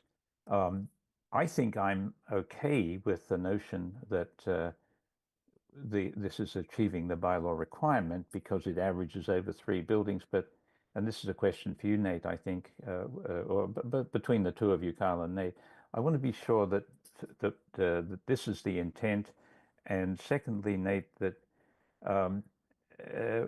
as a board, we are able to approve a mixed-use building with this kind of average as opposed to literal 30% in each of the buildings. I'd like to know the answer to that either now or before we close the hearing so that we can make sure that if we are approving this, that we are not approving something that is in contravention of the bylaw, no matter how obliquely. Nate? Yeah, no, the bylaw allows this as part of the standards and conditions for mixed-use buildings. And so the way the building commissioner would interpret it and apply it and how it would has been applied is in this scenario. So There was no apartment building. If there was no it's really 3 mixed-use buildings in aggregate, the 30% is met. So that meets the bylaw. Thank you. All right. All right. Not seeing any more hands from the board. And we're. Oh, if I may ask one Bruce. more. Oh, go This ahead, is, Bruce. Thank you. This is another question that was asked last time, and therefore we should put it back for the record. There's going to be a bunch of these questions, I think, but the fire department report is the kind of report that says the fire department would require, and then it lists a lengthy set of expectations that the fire department has. And I think, but I can't absolutely recall, Kyle, that I asked last time that you could commit to satisfy. First of all, have you seen the report of the fire chief? I've seen it, and we've met with Chris Bascom to discuss. And so can you tell us that you can commit to satisfying all of those requirements, or that any that you can't, you can anticipate convincing the fire chief to change his report? I think we were able to satisfy anything that Chris Bascom needs on site. Thank you. All right, Jesse. Thanks, Doug. So I guess, Kyle, I have a question about the commercial percentage. And the question is, what's the barrier to doing more commercial? So you're clearly sort of going through contortions to meet just the 30% minimum. That's what's required in the bylaw. So if we are to grant you this 4th floor, is there a financial barrier? Is there some other issue where you couldn't do 60% commercial to truly make it a town center? I mean, your whole pitch was about family housing, which I'm not sure fits Amherst so well. But if that's the real goal, and if we want to develop this as a town center, which is possible at this site, what's limiting you from doing more commercial? Is there a limit from your perspective? It's a good question. I would say that there's a couple different layers to this. The first is the site itself. There's so much grade even along Gould that we can't put any handicap parking spaces there because they have so much cross slope. So the reason we've taken the path that we've taken by having a vast majority of building 3 be non-residential on the ground floor, half of building 2 be non-residential, and a portion of building 1 be non-residential is really related to the grade, and where we could effectively have grade that is in and out and works with a standard, commercial setup. And then trying to look at where we would want to put that commercial so it has visibility. Obviously, Bay Road and West Street have traffic. Gould and Landon do not have a lot of traffic. So if you and I were partners in some retail business, where would we want to put our business and put up a sign and make sure that people saw us and knew to come shop with us? Which is why we wanted to make sure we turned the building and faced West Street, 116 as much as we could to give that visibility, and then do the same thing along Gould to give as much visibility to that street. What happens with Gould is that as we do that, the building starts to fall off on the grade as you get towards Gould and Bay, which results in, to Bruce's point, the highest elevation, the 49'8". It's on because we're fighting the grade over there. And at that end, we run out of spaces where we can go out from the ground floor out to parking and out to the sidewalk. It starts to get wrapped up into the retaining walls. So the first answer to your question is the 30% was an effort to get the 30% just with the restrictions of the site, assuming that the new construction for new retail would justify the rents that we would get out there. As people know, we went before the ZBA a year and a half ago to seek a hardship waiver to look at 10% retail instead of 30%, based on the history of the bylaw and how it's kind of was intentionally downtown based. And this is obviously a different setup out next to Atkins, and Atkins is a wonderful retailer as it is. And that was denied. And the other part of this is it's a subsidy as it is, right? The ability for us to generate the rents out of new retail relative to cost of new construction is underwater. So the rent that we would have to charge in order to justify new construction quite high. So outside of the grading, it's also the market demand and market rents that lead to either support or not support the cost of new construction. All right. All set, Jesse? I do see that we're coming up on 8 o'clock, and it might be, we may want to have a break at some point. Karen? Kyle, we really all hope that this succeeds, and we're pushing for a successful, and so many things about this are positive.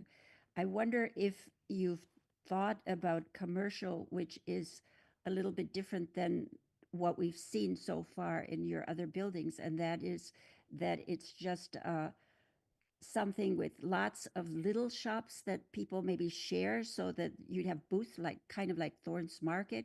Have you thought about something where there's a flexible, I mean, the people in that area are excited about having lots of different businesses, and we miss small shops that sell music or health food things. And I'm just wondering, can you, instead of one big thing at the bottom or some of them, uh, consider having something you walk in and then there are just a lot of small little booths that can share that, and that might make it commercially viable. So could this be divisible? I appreciate that, and absolutely. Each of the spaces as shown are not divided. The grade inhibits the ability to divide the retail space in building 2 because there's a 7-foot grade change between the slab heights. But building 3 could be divisible in so much as additional storefront doors or occupancy as it relates to bathrooms and egress distances, et cetera, would come into play. So the we would like to have a singular tenant that maybe hits a bigger need that is very complementary to Atkins. We could see this turn into something where we have a number of small tenants that also are complementary to Atkins.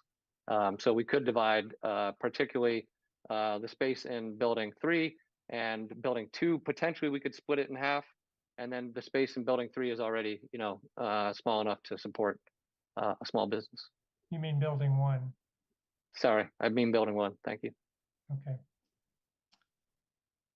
Okay, not seeing any hands at this point from board members. We are right at 8 o'clock. And so why don't we take our 5-minute break now, and we will come back and go to public comment. So members of the public, stay with us. We'll be back after a short break.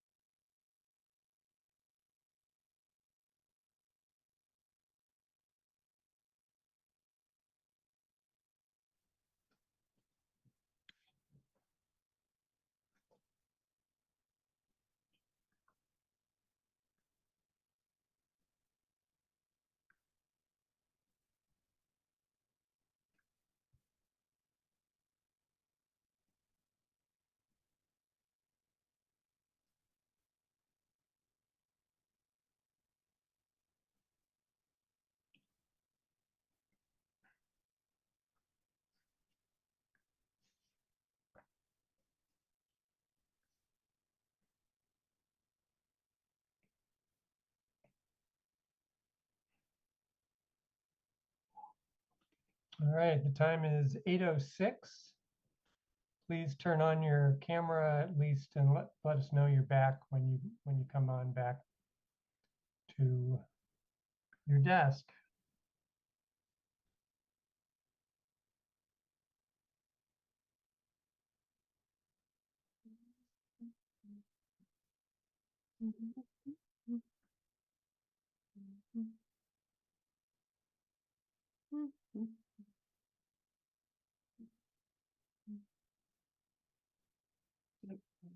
Okay, looks like most people are back. We've got at least one left to come into view. There we go. Okay, so Bruce, I see your hand. Let's go ahead and get your question out of the way, and then we'll go through public comment. Yes, this is a clarification of something, or a repetition, perhaps, a clarification of something that was said before, but I think it might be relevant before we head to public comment. the last time Fred noted that the lease had provision for a rental by room. And I think Kyle acknowledged that that was a holdover from a previous project and so forth, and that would not be the case. I think, as I have read some of the public comments that we've seen in the last month or so, that people are concerned about this. I think it might help if we can dispel that that's not indeed an intention and it was misstated in the original lease document. If that's correct, Kyle, you could tell us and we could avoid having people having those concerns. Yes, That's Kyle? correct. Yep, that's correct. And all these units will be leased by the unit. Great. Thank you, Bruce. Okay, members of the public. I'm seeing 45 members of the public at the moment. Now is the time to raise your hand if you would like to make a public comment during tonight's hearing for this project or about this project. Depending on how many of hands I see, I may shorten the allotment of time for each commenter. So please do think about how to make your point efficiently. We have received many written public comments, and I can assure you that I read them all. I hope all the board members do. So now is the time to put your hand up. So far, I have 6 hands. Mr. Marshall, can I ask a question, please? Yes. I'm hoping, Nate, that if you could bring people in, I will manage the time clock. Are you able to do that tonight? Yeah, no problem. Okay, perfect. Thank you so much. All right. So just so everyone's clear, I do not expect us to vote and close the hearing tonight. So there will be an additional hearing. So if you think of some other comments to make, or you want to make another comment in the next hearing, that will be a possibility. So I'm hoping that we can get through the public comment within, say, an hour this evening. And thus far, we have 7 hands up. And I guess why don't we just go ahead and start? And I'm gonna say, why don't we start with 3 minutes as the maximum? I'd like to keep us to 3 minutes. I would like to cut everyone off after 3 minutes. But you don't have to spend 3 minutes. If you can make your point in 2 minutes, please try to do that. Okay, Nate, would you bring over Gustavo Oliveira? Gustavo, welcome. Good evening. Give us your name, your street address, and your comment. My name is Gustavo Oliveira. I live at 68 Country Corners, which is right behind Hampshire Village. And I want to thank you, Mr. Marshall, and the other members of the board for holding this other hearing and also for holding back on the vote for now. So we hear from other Concom and are able to discuss things further. I also want to begin by stating very clearly that I am in favor of developing our village center as a true village town center. I also want to state that I am in favor of addressing our housing crisis, especially focusing on the need for families, families of 4, the cost of raising a child, the things that Callum pointed out in the beginning of this presentation. However, based on my understanding of this project, and I've been accompanying it very closely since before I went up to the ZBA, this plan does not accomplish these goals. In fact, it makes it worse. I am concerned about the distribution of units. 32% are just 1 bedroom, only 19% are 3 bedroom, and there's 0% of 4 bedroom units. Thinking about cost of raising children, a family of 4 and such. It is not addressed by this. In response to questions by Mr. Bruce Coldham, by Ms. Karen Winter, Mr. Jerry Major, Cal admitted that this is not really going to be rented primarily to working families, people that might need to address this cost of raising a child, of having a family of 4 in our town. It does seem to me concerning that the response to Mr. Major's question about why is there a restriction on more commercial on the site, I imagine a response to a question like why not have more larger units versus smaller ones will be in part because of the market rents. This is very, very concerning. What families that are going to come here, stay here, raise their children here need is not just to rent year in, year out, 1-bedroom apartments. It's to be able to purchase and live in a place much more for a long term. I'm also concerned about the explanation that the very topography of the site creates this kind of hardship. We heard this argument at the ZBA meeting, and it turned out that actually we could put a building off by West Street, after all, unlike the previous plan for ZBA. So I'm concerned that if the board were to approve the 4th floor going above the size without putting conditions on units for sale on larger units, we'd be really not working towards our goal of developing the village center and addressing the housing crisis. Thank you, Gustavo. All right. Nate, let's bring over Jara Smith. Hello, Jara. Please give us your name and your street address, and you have 3 minutes. Great. Hi, everyone. My name is Jara Smith, 15 Alyssum Drive. Thank you, board members, for having this hearing tonight. I'm a resident, I'm a homeowner, I'm a dad. I'm also a professional housing affordability consultant. I work across the country with towns and counties and really neighborhoods of all sizes to figure out ways to make housing more accessible for people. And so it's my job being able to try and identify what makes a good project and what makes a bad one. And I cannot express my stronger support for this project. There are so many communities that I work with where I would beg to see a development like this come in. I had something else I was planning on saying tonight, but after seeing the renderings and after seeing the thought put into it, this is an exceptionally good project. It is an exceptionally good development. It offers 140 new housing opportunities for people in Amherst that wouldn't be able to live here otherwise, 17 of which are below market. The parking qualifications, I think, are more than adequate to accommodate those apartments, especially the ones that are 1-bedroom.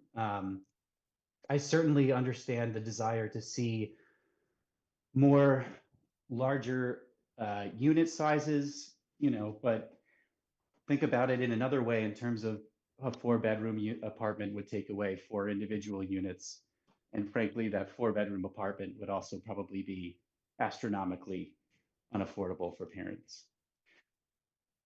I just want to express my full-throated support for this project. If we believe in economic diversity, if we believe in racial diversity, if we believe in generational diversity, this is the kind of project that you want to see going up in your community.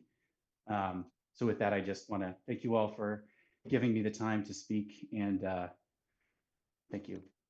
Okay, thank you, Jara.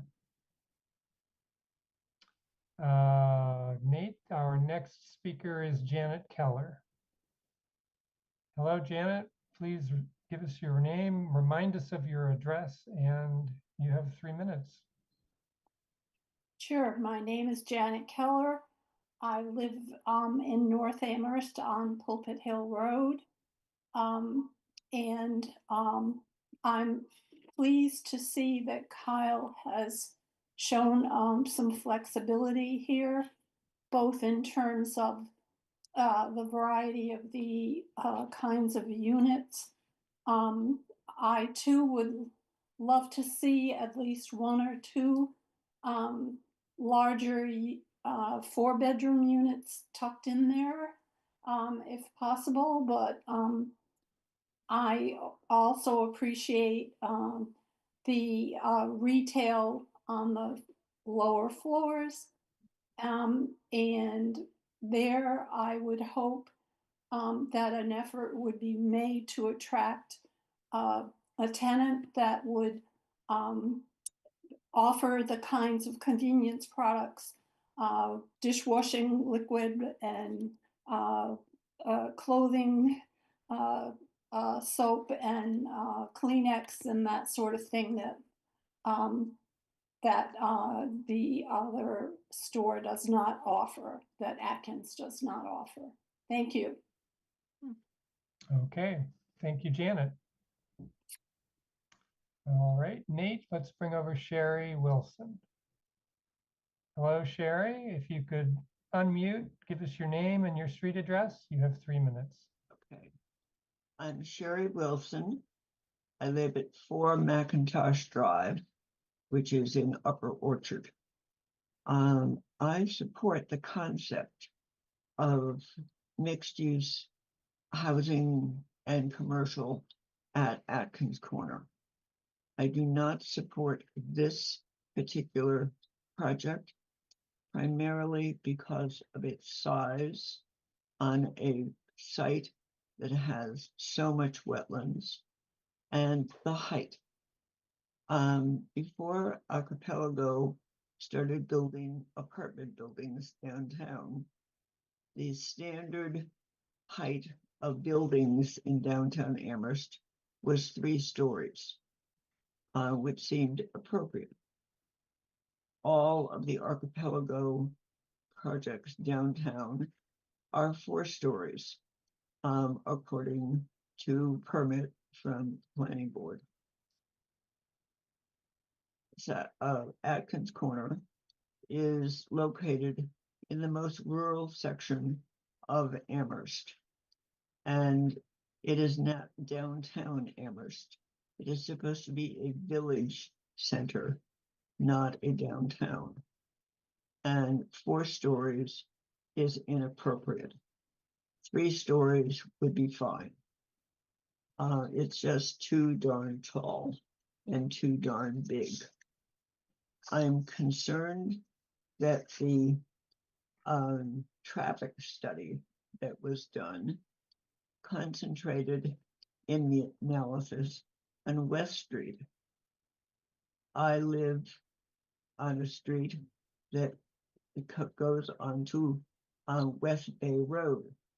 It is very difficult during commuter times to get onto West Bay Road, and the backup from the rotary can be substantial. It can be almost to Rambling Road, and the traffic has been so increased in recent years that this summer the town is going to have to spend $1 million ahead of schedule to reconstruct West Bay Road because of the traffic on this street. And any project at Atkins Corner will add to the traffic. I'm also a bit confused by what seems to be a wonderful idea to have a child care center. But Kyle admitted at the last hearing that they really hadn't done much research on what was required to open a child care center. And it seemed to me that they decided to propose a child care center to make it seem that this was going to be family housing. And I am very skeptical that this will be family housing. Hampshire College needs to sell this property. I understand that. I support them. They do not need a housing for students. The only students in town who needs housing. Sherry, I'm Yeah. sorry. Thank I think your time is up.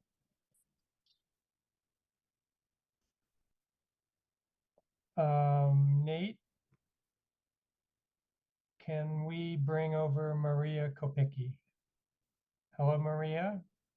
Please give us your name, your address, and you have 3 minutes. Hi, Doug. Thank you. Maria Kapicki, 65 Country Corners Road. I too, as other people have mentioned, support development of this property, but this project is simply not the right one. It is too big, and there's a couple of reasons for that. There is going to be the number of vehicles that this project would generate is going to be more than this area can handle. Certainly 140 parking spaces for 140 units is inadequate, even by the zoning standards. It says you're supposed to have 2 for every unit, and that's 262 bedrooms. There's going to be apartments that where there are more than one drivers, more than one cars. People are going to have visitors. You're going to need a lot more spaces for that many units, that many bedrooms. The other problem is the distribution. As the ZBA noted, when the proposal came there last year, the building was in the northwest corner and all the parking was in the southeast corner. This is doing the same thing in a way. There, 70% of the bedrooms are in the northwest parcel, 113 units, but only 35% of the parking spaces are there, 60 spaces. So it's completely reversed. That doesn't make sense. You're going to have people, if half of the people who live in buildings 1 and 2 are going to have to walk all the way down to building 3 across a parking lot to get there. That's not going to work.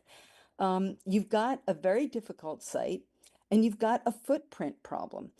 Half of the acreage, the 7.5 acres that Kyle mentions, is taken up within 100 feet of wetland border. I mean, if you look at the map, there is very little buildable. You also have the problems that you've mentioned about grade. And what it means is that you have to dial back the building that you put there. I would love for there to be apartments there. I would love for there to be commercial, but this project is trying to jam a square peg into a round hole. It's just not going to work. A lot of the thought and how this has been approached has been to kind of treat this as a space as if it's downtown. Part of the traffic study showed that they were talking about, oh, there's 30% of the folks that live here are going to be using basically public transportation.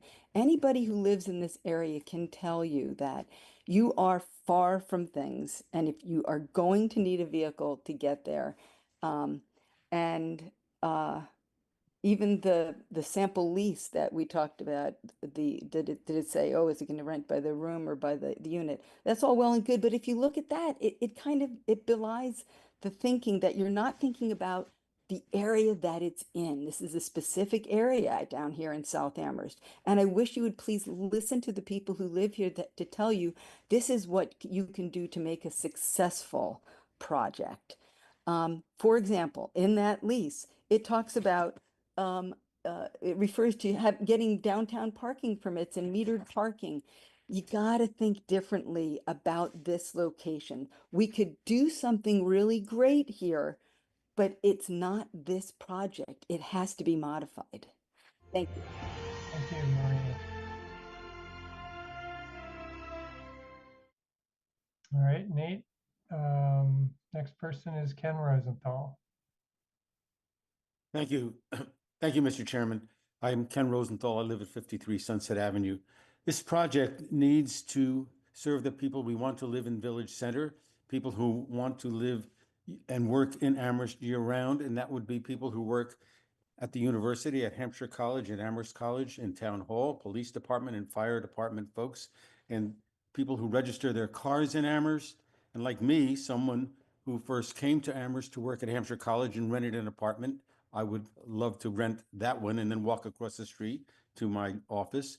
And like me, someone who came back to live in Amherst after I finished my work and came back to retire. And I have Hampshire College alumni who have talked to me about wanting to live back in Amherst where they went to college. So this place could serve those people, and it should be marketed only to those people, not to students. So one of the things I hope the planning board will do is require and review the marketing materials, including the website, and see that this is marketed not to students in any way, but to those who we want to live year-round in Amherst, live here, work here, register their cars here. I think you need to review that plan in 6 months, in a year, and 18 months, and make that a requirement of the permit. As the question about rents has come up, and surely Kyle knows what rent he's going to charge or is likely to charge. He knows what rent he's going to charge in September for his existing buildings. That would be the same here. There are 3 elements of costs that he has to deal with. One of the current expenses, like trash and electricity and property taxes. The other is the amortization of the costs of the money he needs to have to pay for the construction. And the other is profit. Profit is a variable number, and so is amortization, because it depends on how long and how short you want to have your amortization period go. So there are opportunities for Kyle to adjust the rent accordingly to meet the needs of the people who we want to live there. People who will be living here year-round, working here, might be our policemen, might be our firemen, just as it was 50 years ago when Hampshire College was founded, and police, fire, and Hampshire staff and faculty all lived in town and weren't driven elsewhere. We can do this if Kyle is reasonable about the profit he expects to take and the amortization period he expects to use. And I hope the planning board will find a way to review this with him and make sure that his objectives are the same as ours, which is property for year-round folks.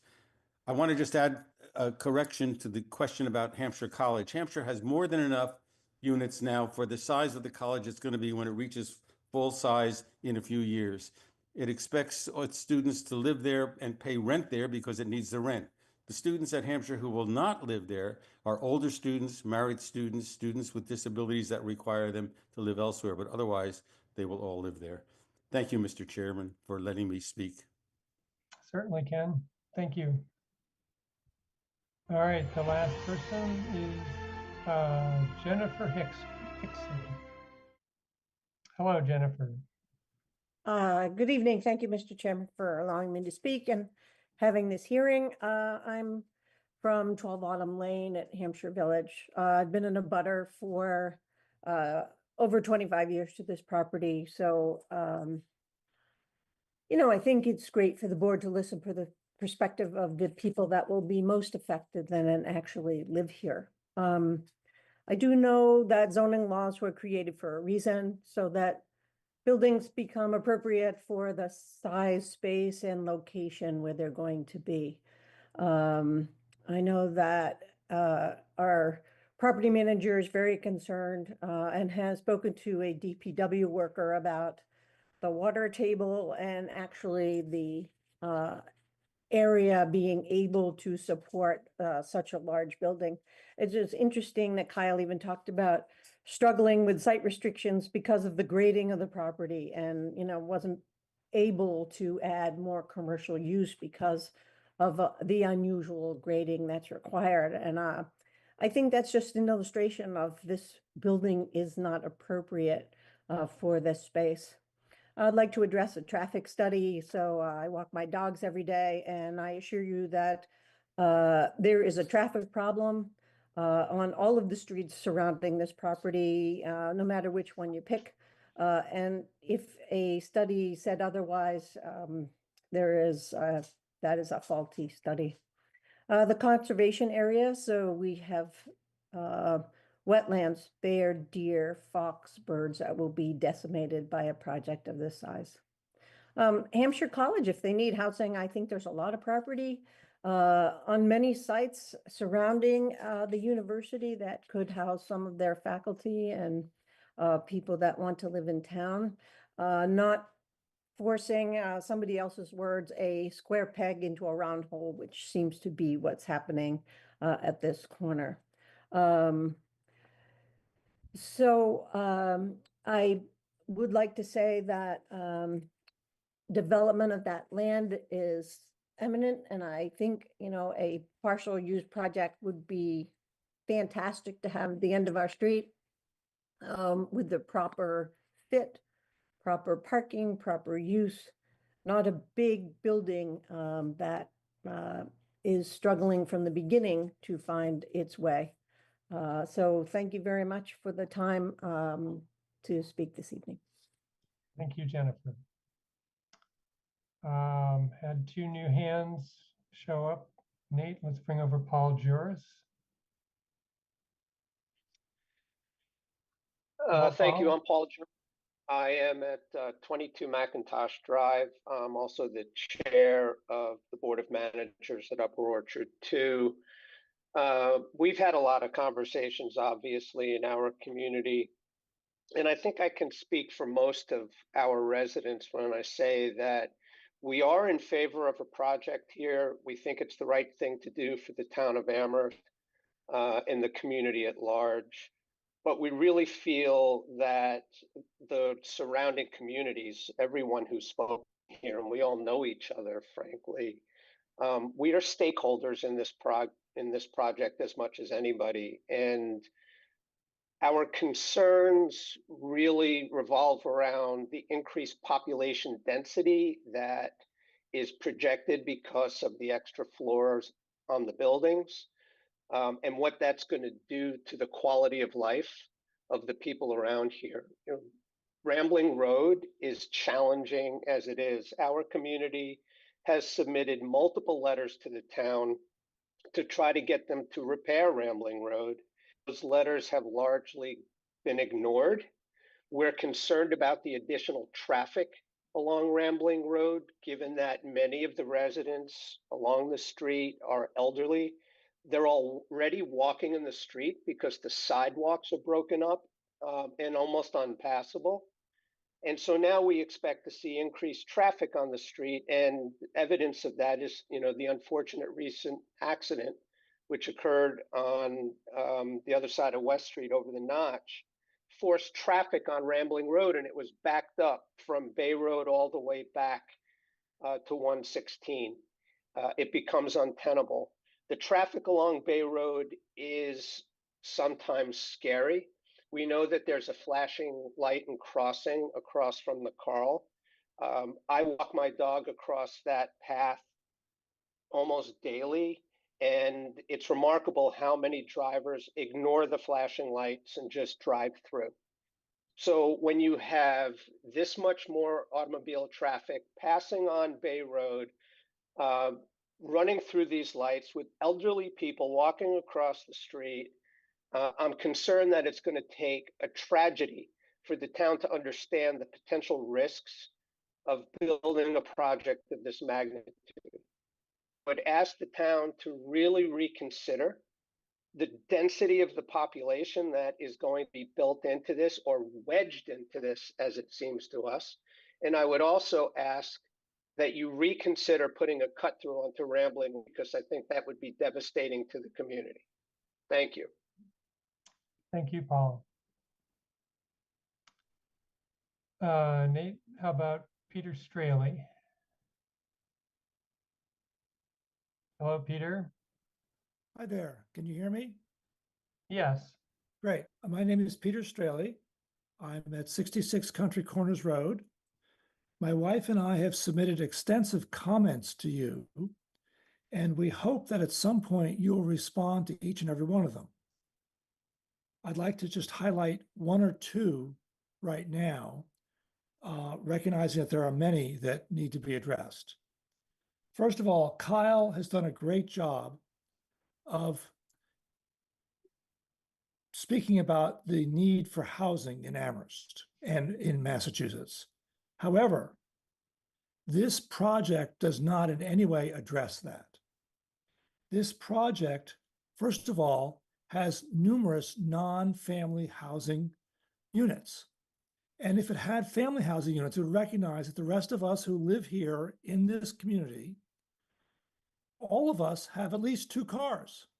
So parking for 140 people is woefully inadequate. Secondly, family housing for single family units makes no sense at all. This is not family housing. Also, the traffic impact study, which I'm sure you may be asking more questions about, talks about access to Rambling Road. And the town engineer reviewed this study and said access to Rambling Road should be allowed. That is absolutely absurd. There's nothing in this study that says it should be allowed. And as Paul just mentioned, the Rambling Road is a disaster. And access from Rambling Road to West Bay Road is a mess every morning.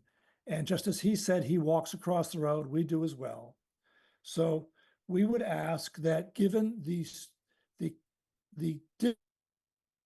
of Sorry, you're breaking up, Peter. Can you try that again? it must just be my internet here in South Amherst. There's a difficulty of fitting the necessary financial return on this development into this particular study. We recommend that it be dialed back to be something within the existing parameters of the planning board. Thank you. Thank you, Peter. Okay, so that was all the public comment that appears to be happening tonight. I want to just clarify a couple of things I heard in those comments. The first is that one woman said that most of the archipelago projects downtown are 4 stories. And I think it's accurate to say that most of them are 5 stories, if not I guess Spring Street may not be 5 stories, but all the rest are 5 stories. So that's just a point of clarification. One of the recent commenters was hoping that we would respond to each of the letters. And I hate to disappoint him, but I don't believe we're going to be able to do that.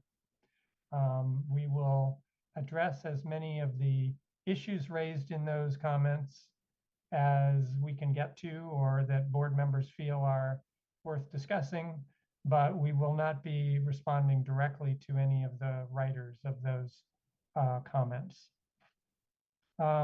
So one question for Nate that has been a theme through all these comments and is the level of traffic down on Bay Road in particular. Is the town engineer aware of the heavy traffic on Bay Road? And I don't want us to be penalizing this project for a situation that exists, irrespective of whether this project happens. What's the context for how the town is thinking about traffic down here? Sure, yeah. So, the Public Works is aware of, the traffic and what, the disrepair of West Bay Road. And so, they've allocated funding to fix it. And so, the prompt, they've received the transmittal for this project and I've emailed them a few times. And so the response from Jason Skeels, the town engineer, saying, to keep the connection to Rambling Road, it wasn't prompted by the traffic study, it was prompted by me asking, is that a necessary connection? And so, in his email, the way he worded it was, kind of responding to my question, knowing that there's concerns there from the neighbors. And so, Public Works is aware. I've asked if there's any concerns with the traffic study. The engineer commented that he didn't appear to have any. In my development application report, there's some questions about whether or not it did take into account the Wooner of connecting Gould Landing to Rambling, and if there's some other questions about did it take into the traffic speed on West Bay Road in terms of safe stopping distances. And so I think there's some areas where the traffic study, could actually be improved. It's not clear that they took a few things into consideration that I think would be important given the size of the development and what we've heard. They took traffic speeds, for instance, on Gould and Lannon, but we know that people travel on Rambling, West Street, and West Bay Road. And so, those speeds necessarily weren't taken into account, knowing that residents from this project are going to be pulling out onto those streets. So I think, you know, there could be some areas where the traffic study, to me, would need to be expanded.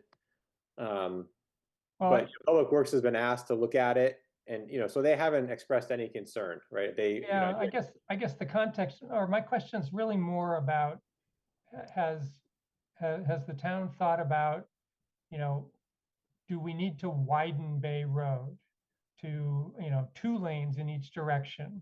Or do we need to somehow, at the boundary with Hadley, you know, create a bunch of speed bumps that tell people you've come to Amherst and you need to drive 35 instead of 50?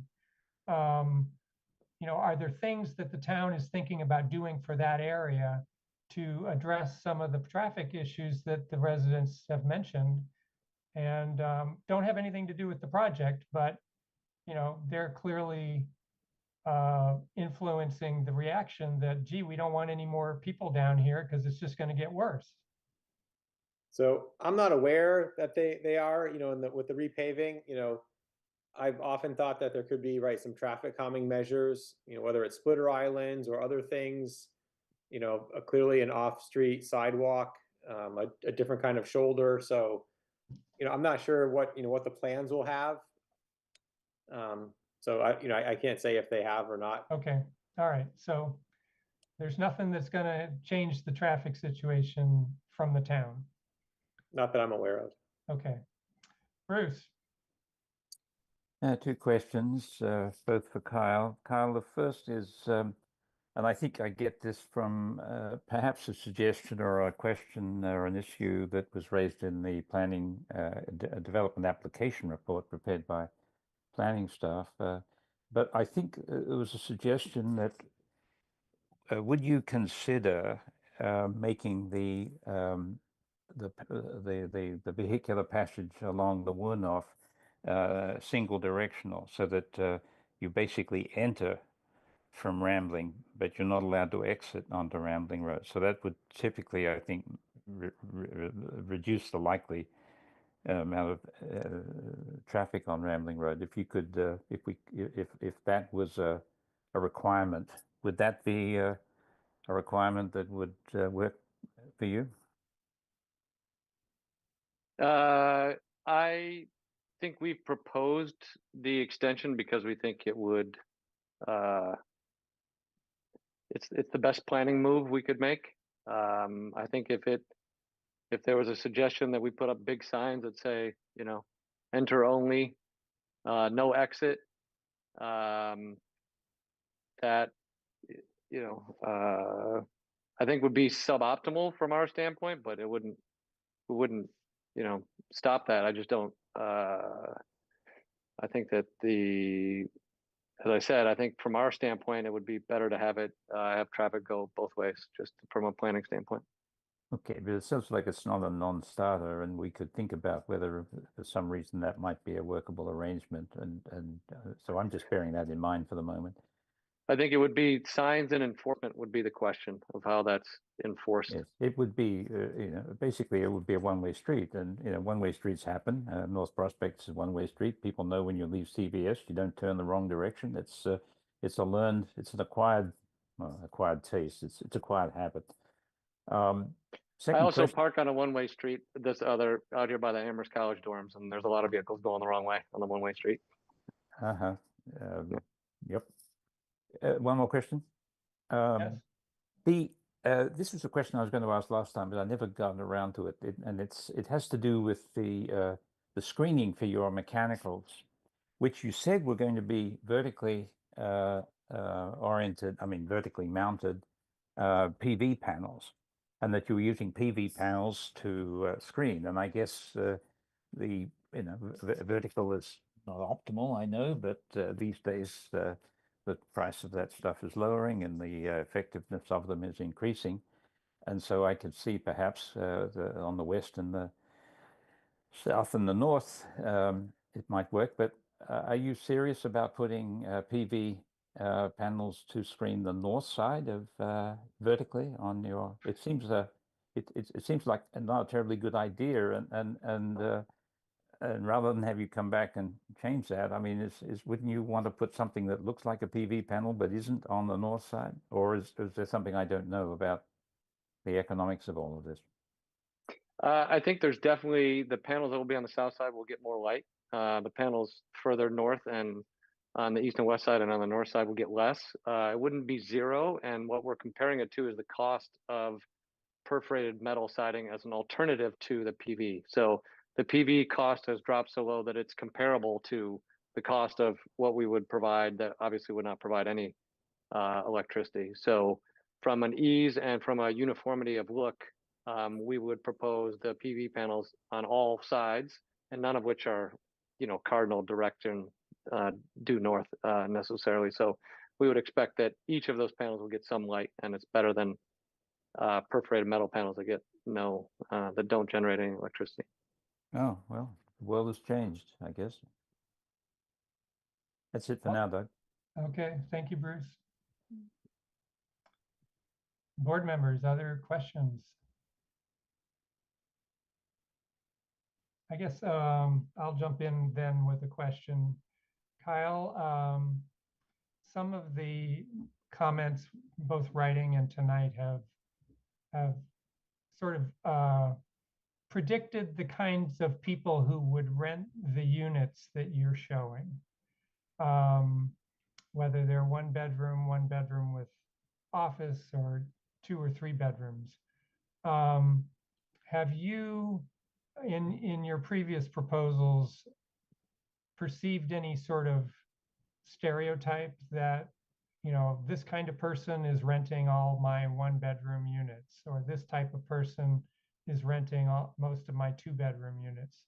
Is that something that you have observed and something that we could all use as a rule of thumb?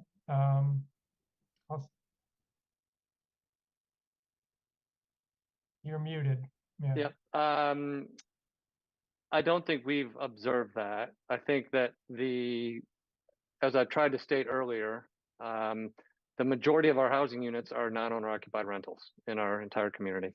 Our community is built around our higher education, and higher education is from students to faculty to staff to grad students to administration to all the folks that work so hard to support all the higher education institutions. Some of those have spoke on the last hearing.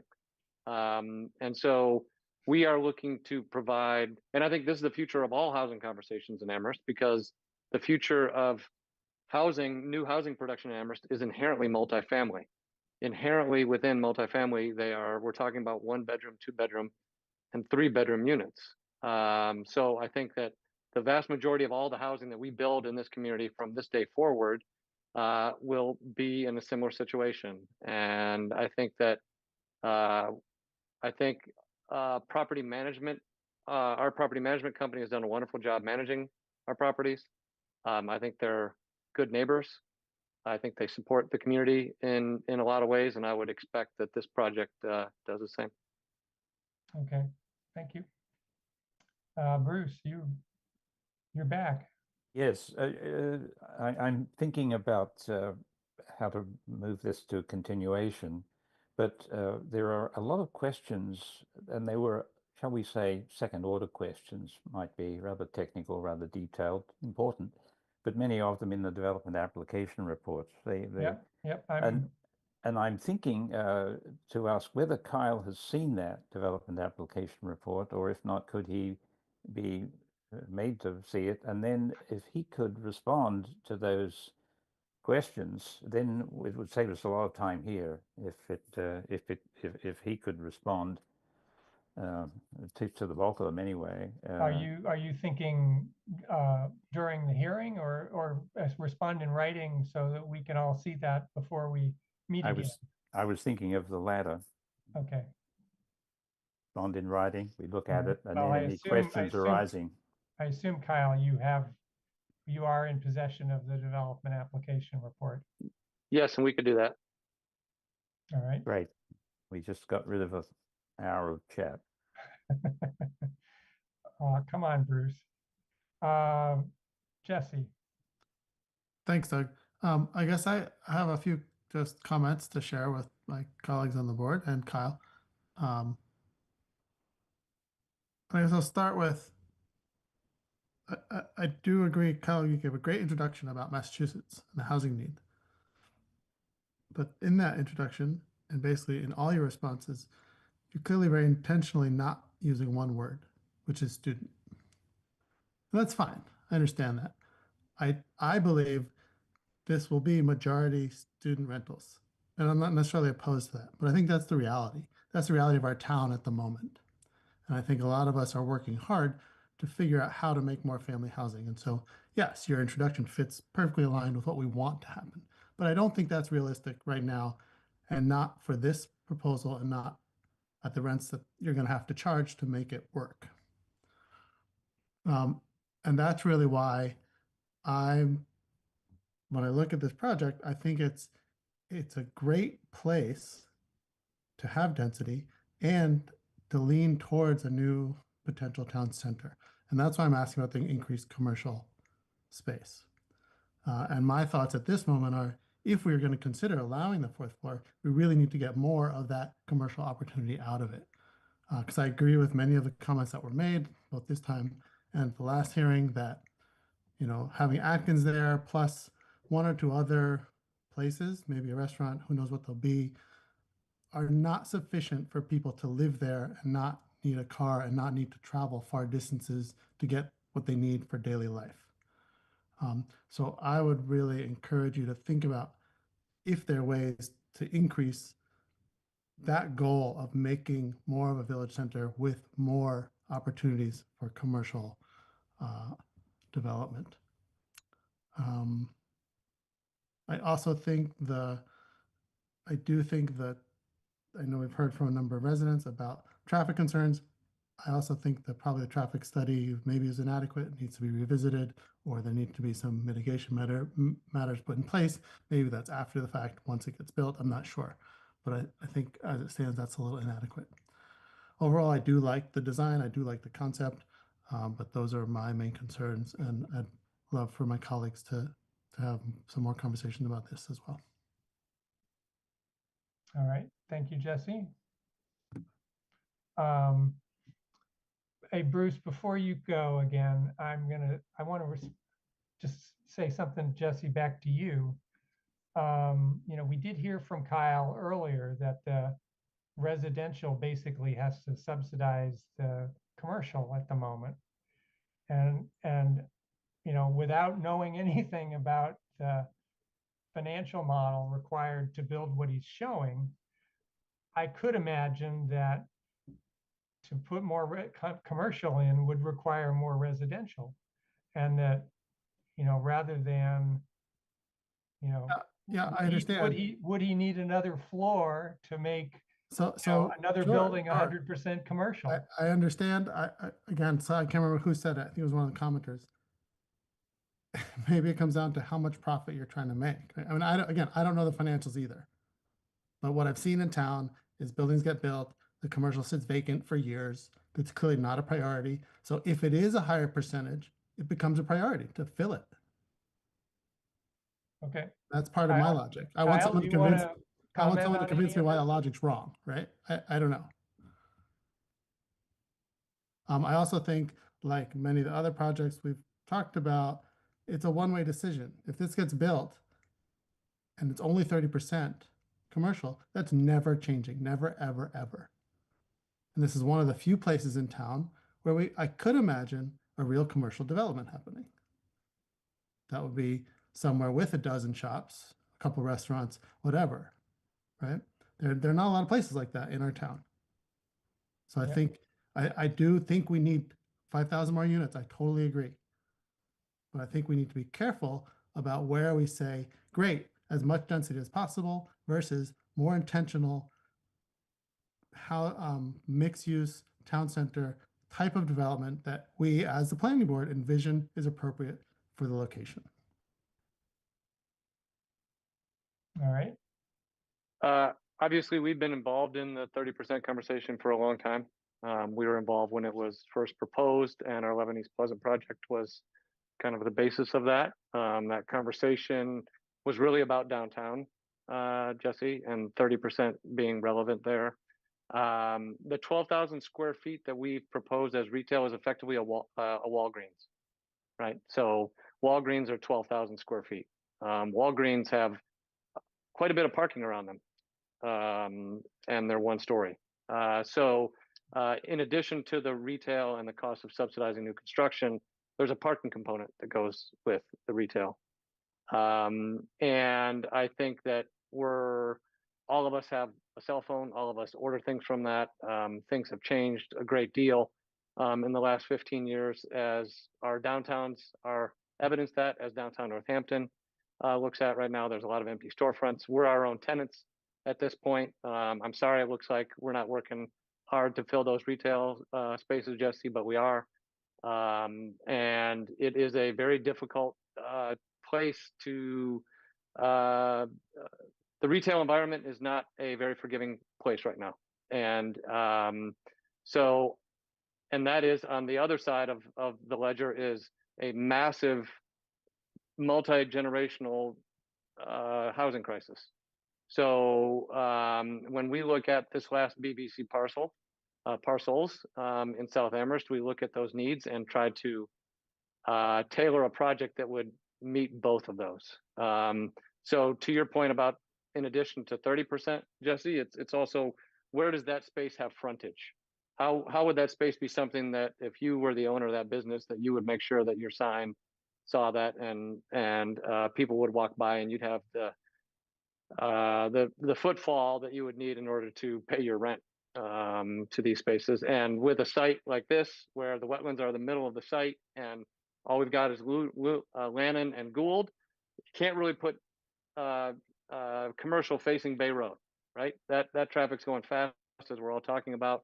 There's not a lot of pedestrian footfall. Nobody's stopping there and pulling off. So it's really Gould and Lannon, and we've tried to do everything we could to fit as much as we can and focus it on places where we thought it would be best, which is that corner where Gould and Lannon meet facing south, and the entirety of Building 3 along West Street. So we've tried to do as much as we can while really balancing the need for the housing. Yeah, I appreciate that. And I grant that I know it's clearly not easy, right, to meet all these needs. But yeah, that's just my gut reaction. Sorry, one more point I wanted to make about the inclusionary housing.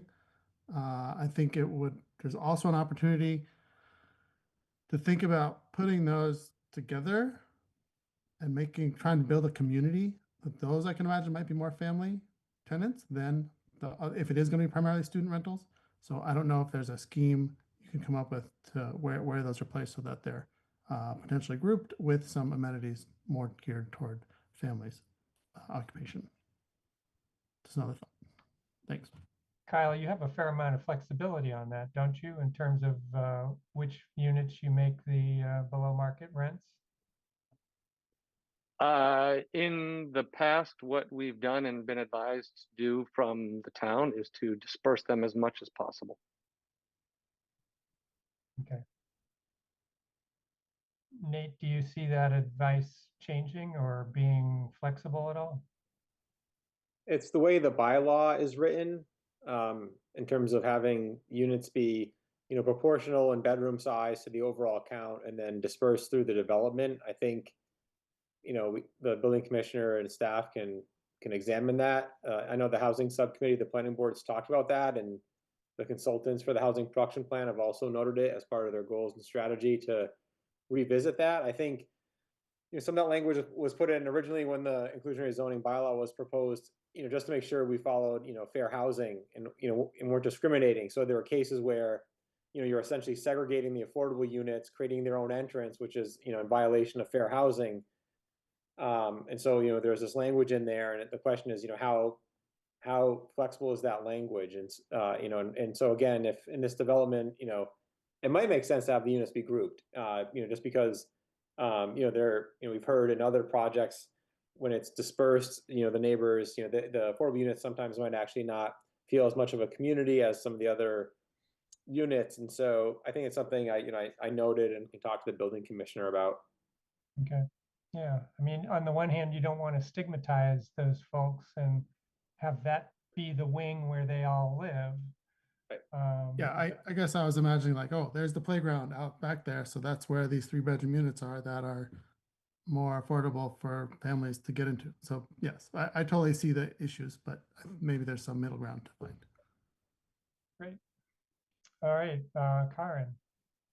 Yeah, I just again want to just urge that you do as much brainstorming to see what is really going to attract the families that we're trying to have stay in Amherst to fill our schools and as far as the commercial space, it's true that people aren't ordering so much, but there's been a more and more greater need to have a community, a place to gather.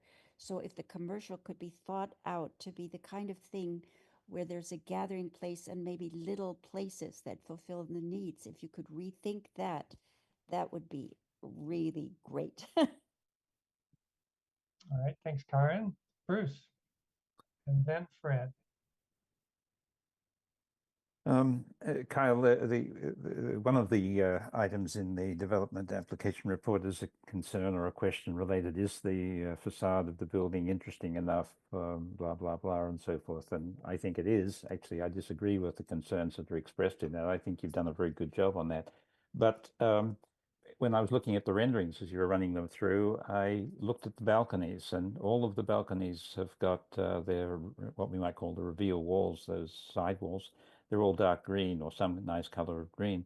It occurred to me that you'd have an opportunity to have a palette of 5 or 6 different colors, and you could really enliven the facade of that building by having having different colors for different balconies and different units. And I wanted to, I think that would be a very nice touch from viewing from the parking lot and coming by. And I wonder whether you wouldn't agree, and if you do, whether that might be something that you would enliven the facade by doing. I appreciate that, and we'll discuss that with the folks at Modus. Kyle, am I right? I thought there were at least 2 colors. There were some white sidewalls and there were some green sidewalls. There's 2. And I think that Bruce's point about that becoming more than 2 is valid. And I'll discuss that with him. All right. Fred. Yeah, I seem to be the one that leads the charge on this, that I think dispersing the affordable housing throughout, and I understand why, but I think it is proving to be counterproductive. And it's certainly something that we're looking at in the housing subcommittee about, looking at a modification to the bylaw, because it really makes these less attractive for the market that you really want to reach. So, and I never would have thought that until we watched what happened at North Village. The old design and the subsequent design that now that UMass has managed to destroy something that should not have been destroyed. All right.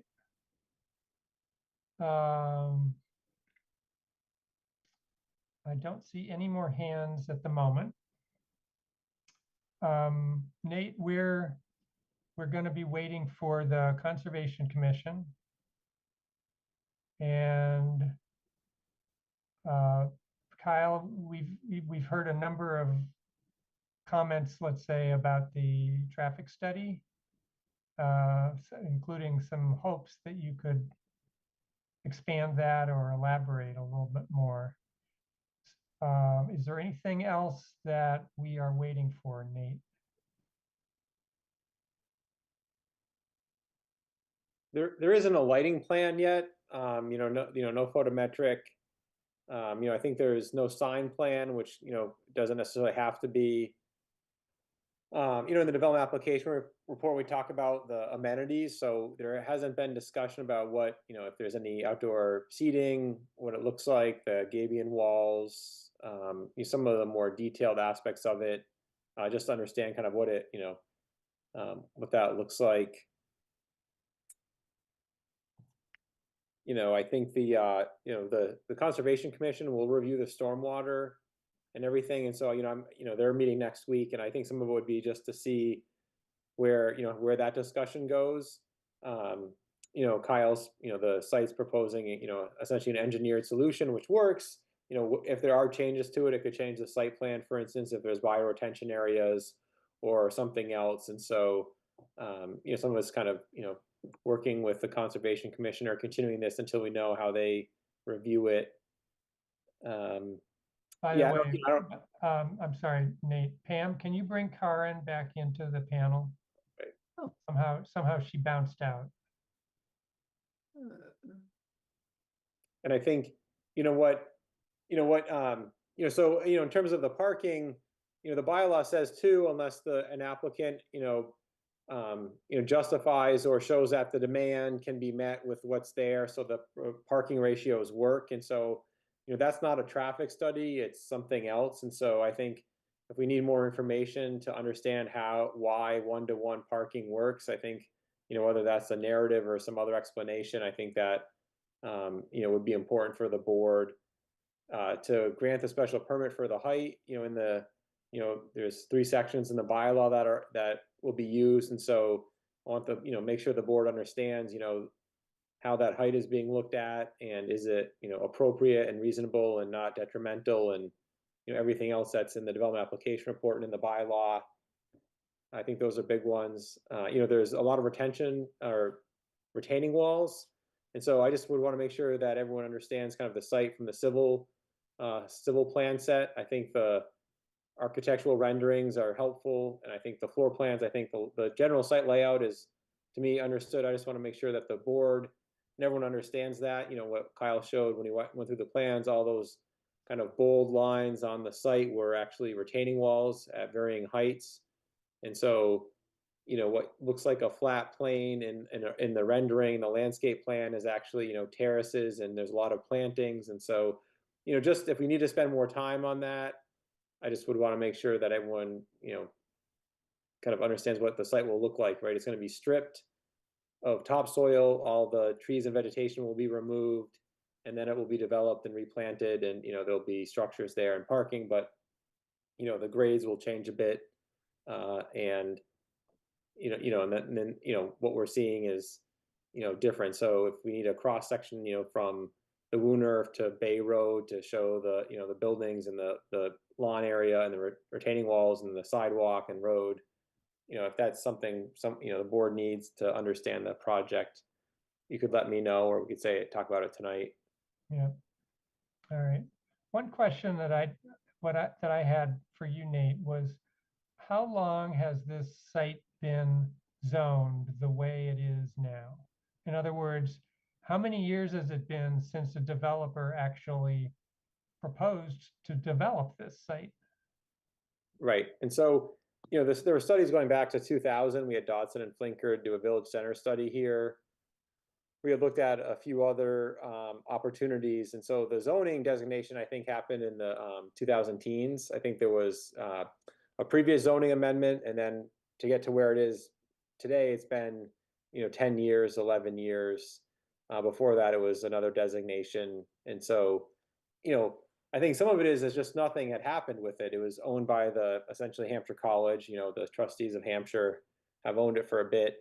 But zoning is an opportunity, and if the opportunity doesn't arise, it doesn't get used. And so, this is kind of the first iteration of something that maybe came forward on this site. Others may have looked at it, but I think that this site is very complicated given the soil, the wetlands, the topography. If you realize that there is lead arsenic, and so we may not have heard of other developers or people being interested in it. It's just they never made it far enough to an application, right? So there have been questions asked over the years, but really this is the first time that a serious effort was made to develop this. Okay, thanks. Jesse. Thanks. I guess it's sort of a procedural question for you, Doug, and Nate, maybe. And out of respect for the work that Kyle's put into this and might go off and put more work into,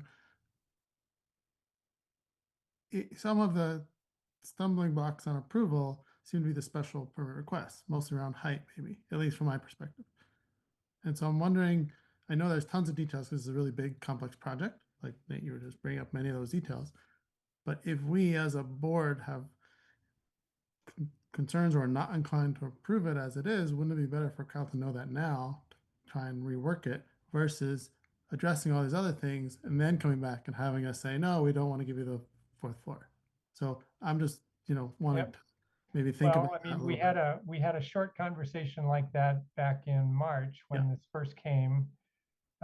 Got a kind of quick straw poll from, I think, pretty much the same group that's here tonight. And it seemed like there was generally support for the project in the direction it was heading. So we didn't tell Kyle to go away. We asked him to keep working, and here we are. So, but I'm happy to ask, hey, everybody, are you still feeling positive about this if we work through some of the details? Or are there some of these permits that are going to be fatal blows to what he's proposing? Does anybody feel like they are adamantly opposed to the extra height? And I'm blanking on the other waivers that Yeah, I think the other ones are just given the site, the zoning and then the site layout, the setback. So essentially in the BVC, we actually have a minimum and maximum setback. And so it exceeds those. To me, those are not, if we like the site layout and the site design, those are to me easier to look at than the height. Right. I mean, I can say I was the one that asked for Kyle to do that big section where he had the Holyoke Range behind. It was kind of hard to see on the screen because it's so elongated. But I was interested in how much does Applewood sort of loom over this site, and to me, the buildings that Kyle's proposing were not particularly prominent in their height as you come down that slope. So it felt to me like, not, I guess the word that's coming to mind is they kind of nestled into that slope in a way that was not gonna feel particularly out of character. So I'm personally inclined to agree with that, with the request, and but I'm just one vote. I agree. And I sort of threw out the question, Jesse, and I haven't seen, So- other than yours is still the only hand that's up. So I guess I'm interpreting that the rest of us are more or less on board. Earlier I had sort of thrown, okay. I had thrown out, well, gee, why didn't you make it 5 stories? I don't feel that way anymore. I think, 4 is probably all we should allow, and it's all that Kyle should ask for. So, but given the challenging, the environmental conditions to the site, it feels like you need to build something relatively large to be able to do those other things. But I don't know the finances. Yeah, I mean, that's part of the problem I have too. I think the fourth, so I spent some time down there. I think 4 stories visually massing, I think it's fine. My concern is more the functional part that I Yeah. raised before. And so that's leaning me towards wanting to see better. Yeah. Well, Nate, has there been ever any discussion about having other parcels down here zoned for BVC?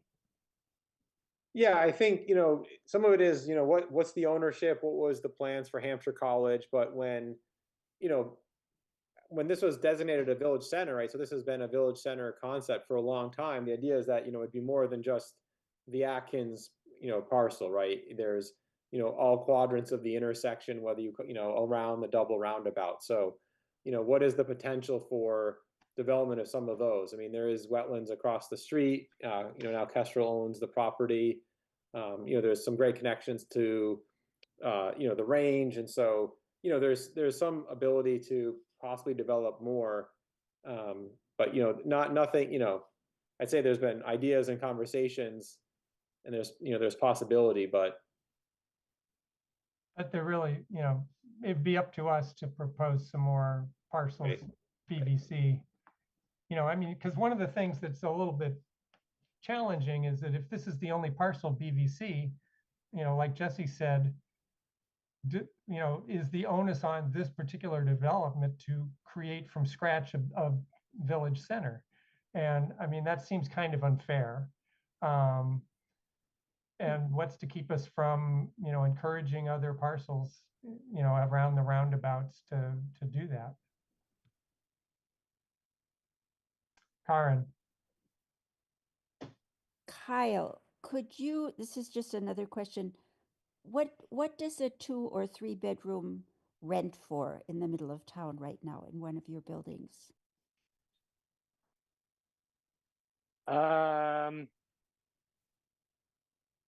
I could look online and find that out, Karen. I'm sorry. I can tell you that through Alex does all that through Amherst Innovative Living. So I know it's posted. I know it's live right now on apartments.com. Might have to look to tell you. So is it out of the question to have part of these, could you have any part of this be a possibility for owners to buy an apartment so that we could really steer this in the direction of families? Ownership in multifamily, in my mind, is a condo. A condominium requires condo docs and homeowners association, etc. I have not done that. I haven't built and sold condos in the past. As you guys are aware, there's not a lot of new condo development coming to the board or getting built in Amherst currently. And I think there's a lot of reasons for that. So we are only proposing rental, not for sale on this project, and to be frank, on all of our projects. So we have not proposed or considered any of these apartments being sold as condos. It would really change a great number of things about the project. Okay. All right. So Sorry, Kyle, 2-bedroom, Karen, a 2-bedroom is 3,500 to 3,570 at 11 East Pleasant. great. So it's 20 after 9. Karen, do you want to say something else? No? Okay. Well, I don't want to prolong this evening unless unless there's something for us to talk about. Kyle, you have agreed to go through the development application report and respond to the issues that are raised in that. I think that would be great. Agreed. That would help us get a lot further before we meet again, and maybe the next hearing won't have to be as lengthy. In that case, maybe we should continue this hearing at this point. Nate or Kyle, when do you think you would be through the Conservation Commission? Are we talking, should we continue to 2 weeks from now, or should we wait for a month? I think it's a good question. I imagine that conservation and planning won't both, end at the exact same time, or in perfect order, with quorums and technical difficulties, etc. So I'd be open to either a meeting in 2 weeks or a month. Okay. Well, we usually like to have conservation completed so that your approved site plan reflects whatever they are asking for. Okay, I would say a month then, absolutely, and as the first next meeting, All right. unless Nate disagrees. Yeah, Nate, what do you think? No, I would suggest June 4th then. That gives, the Conservation Commission, they'll have reviewed. I don't know if they'd have another one before then, but if there are any proposed changes or ideas, it gives Kyle and his team enough time to have any possible changes, to respond to the development application report, possibly update the traffic study. And so that could, lead to a good meeting. I think if it was the 21st of May, it's just too soon. Essentially, we'd want documents next week almost for the packet. So I don't, and I think waiting till later in June isn't necessary. I think there's enough to talk about whether or not the Conservation Commission is through. I feel like we could, I feel like we go June 4th and then the other meeting in June, have this twice in June, and by then the Conservation Commission will have seen it at least twice as well, and maybe be in a place where they're comfortable with it, and we can move forward.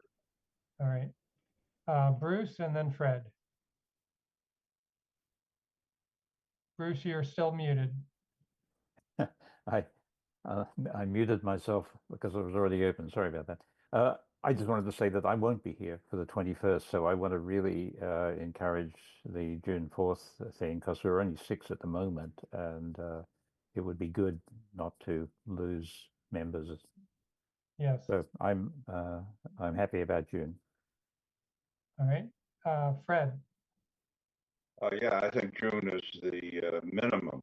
I think it's going to be longer, but that's not really a problem, because if it needs to be longer, then on June 4th, there'll be a perfunctory motion to continue it for another 2 weeks or whatever is required. So. Okay. Great. Okay. So I think, let's see, Pam, do we have any agenda items on the June 4th meeting yet? Nate, we actually have potential for the Munson Library. So I just don't know which one you would want to go first. Kyle's or that other possibility that we learned about. The one we're not going to mention. Is that what you're saying? No, Nate? that's Nate? not what I'm saying. No, it's a ramp, and it's accessibility improvements to Munson Library with a grant. It's a town-sponsored project.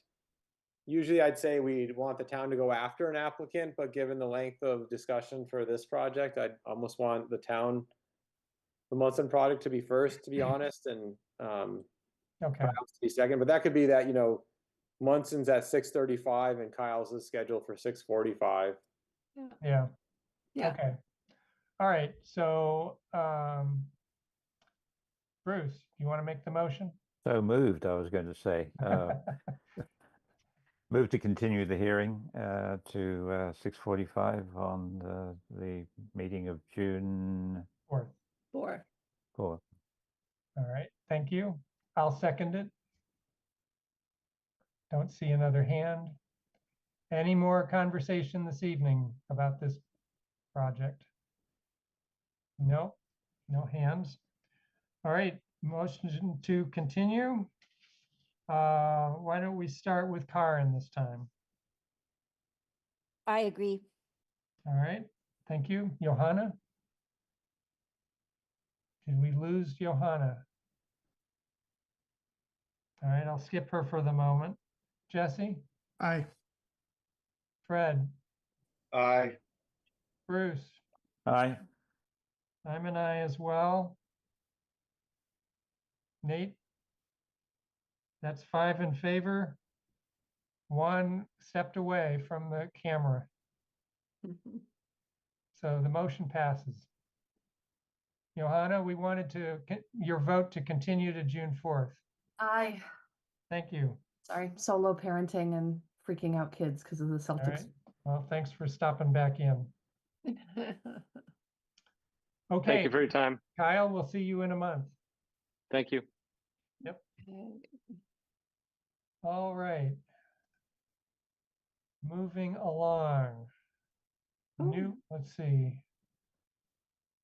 All right, looks like the next item on the agenda is new business. Upcoming zoning initiatives. Nate, something you want to talk about? If Rob Mora is here, we were going to have Rob discuss it. This is something that was provided to the CRC as well.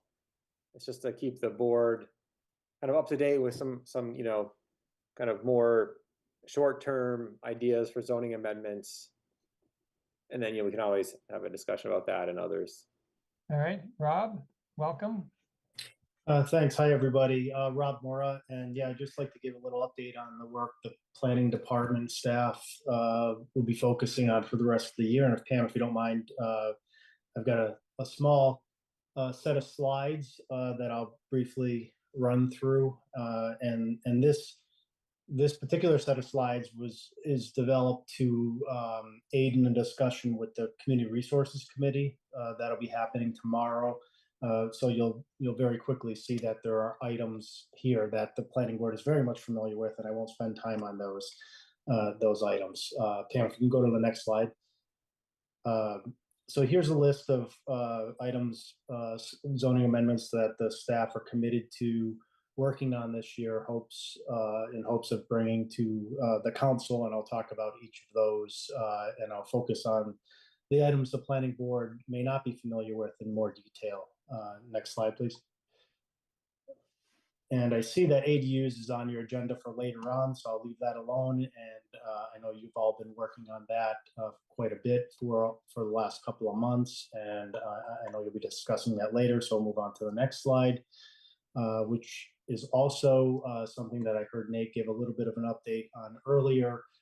There isn't much more to say to what Nate had added. The planning or the CRC is discussing this again, continuing to work on this through their meetings, regular meetings, and is also on tomorrow's agenda. So we're following along with that, providing staff support along with the sustainability director to aid in completion of the proposed solar bylaw. Next slide, Pam, please. So here's a new one.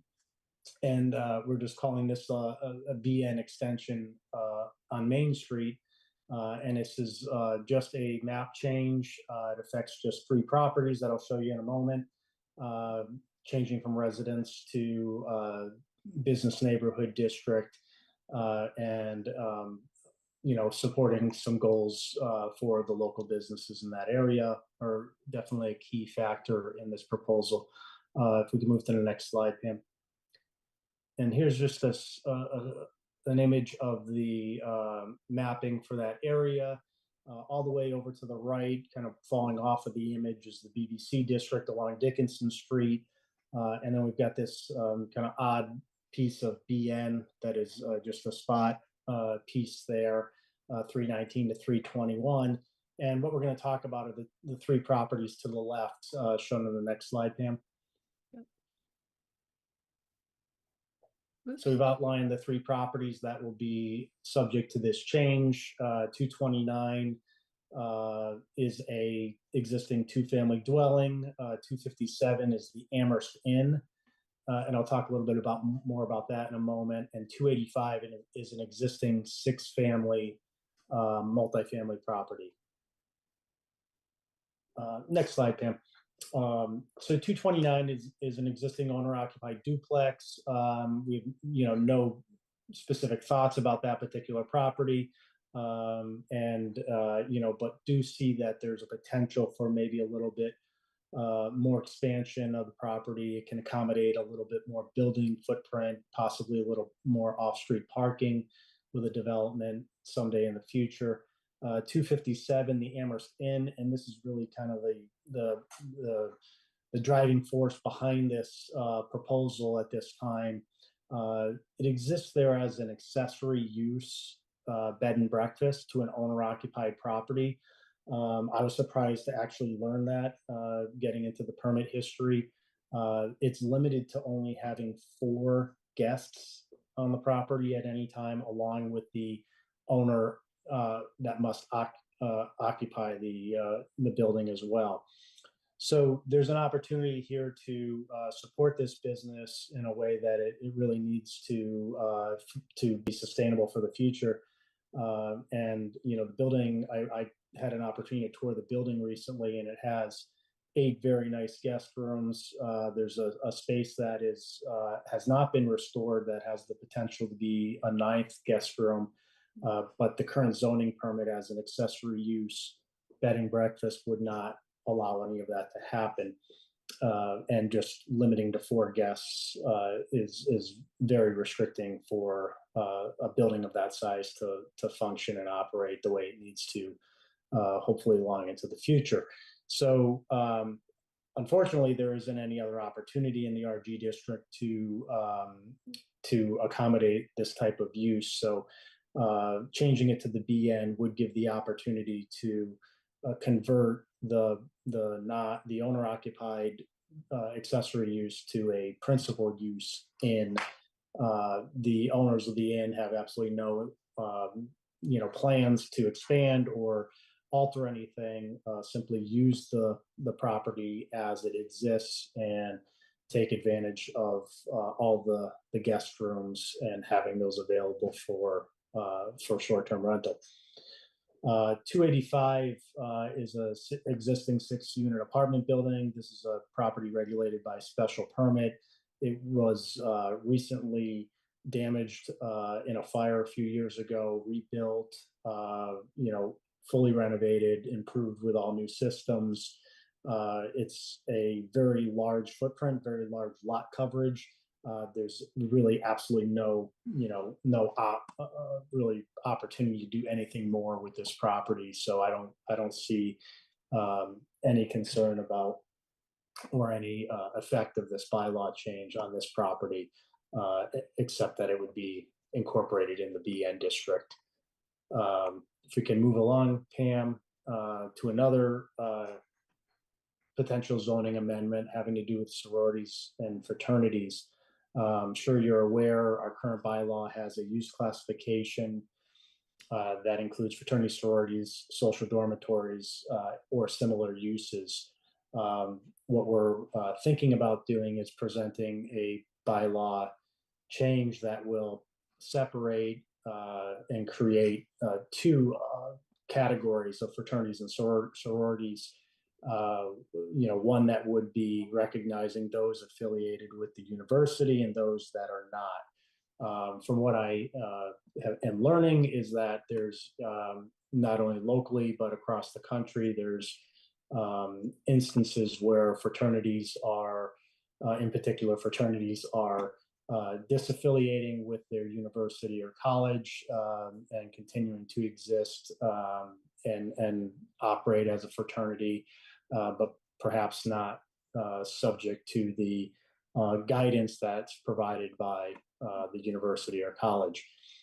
So what we'd like to do is create a separate category with some standards and criteria where it'll allow for a review and consideration by most likely the zoning board when a fraternity or sorority loses its affiliation and wants to continue to operate and function in a house that is a pre-existing non-conforming building in all of the 10 cases that we have in this town.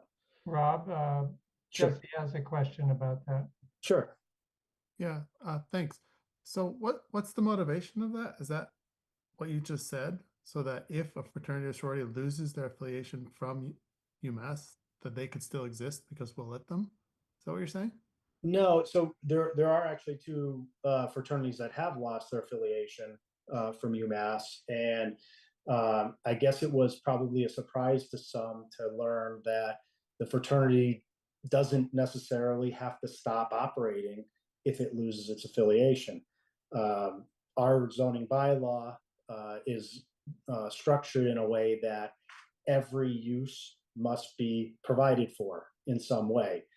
It's very different than most bylaws in the state where if the use is not specifically identified in the bylaw, it would be prohibited. That's not the way our bylaw works. So a fraternity that is operating, under the watch of the university and connected to the university that exists today can lose its affiliation and still be a fraternity, operating under the national organization and fulfilling its missions and goals and still functioning.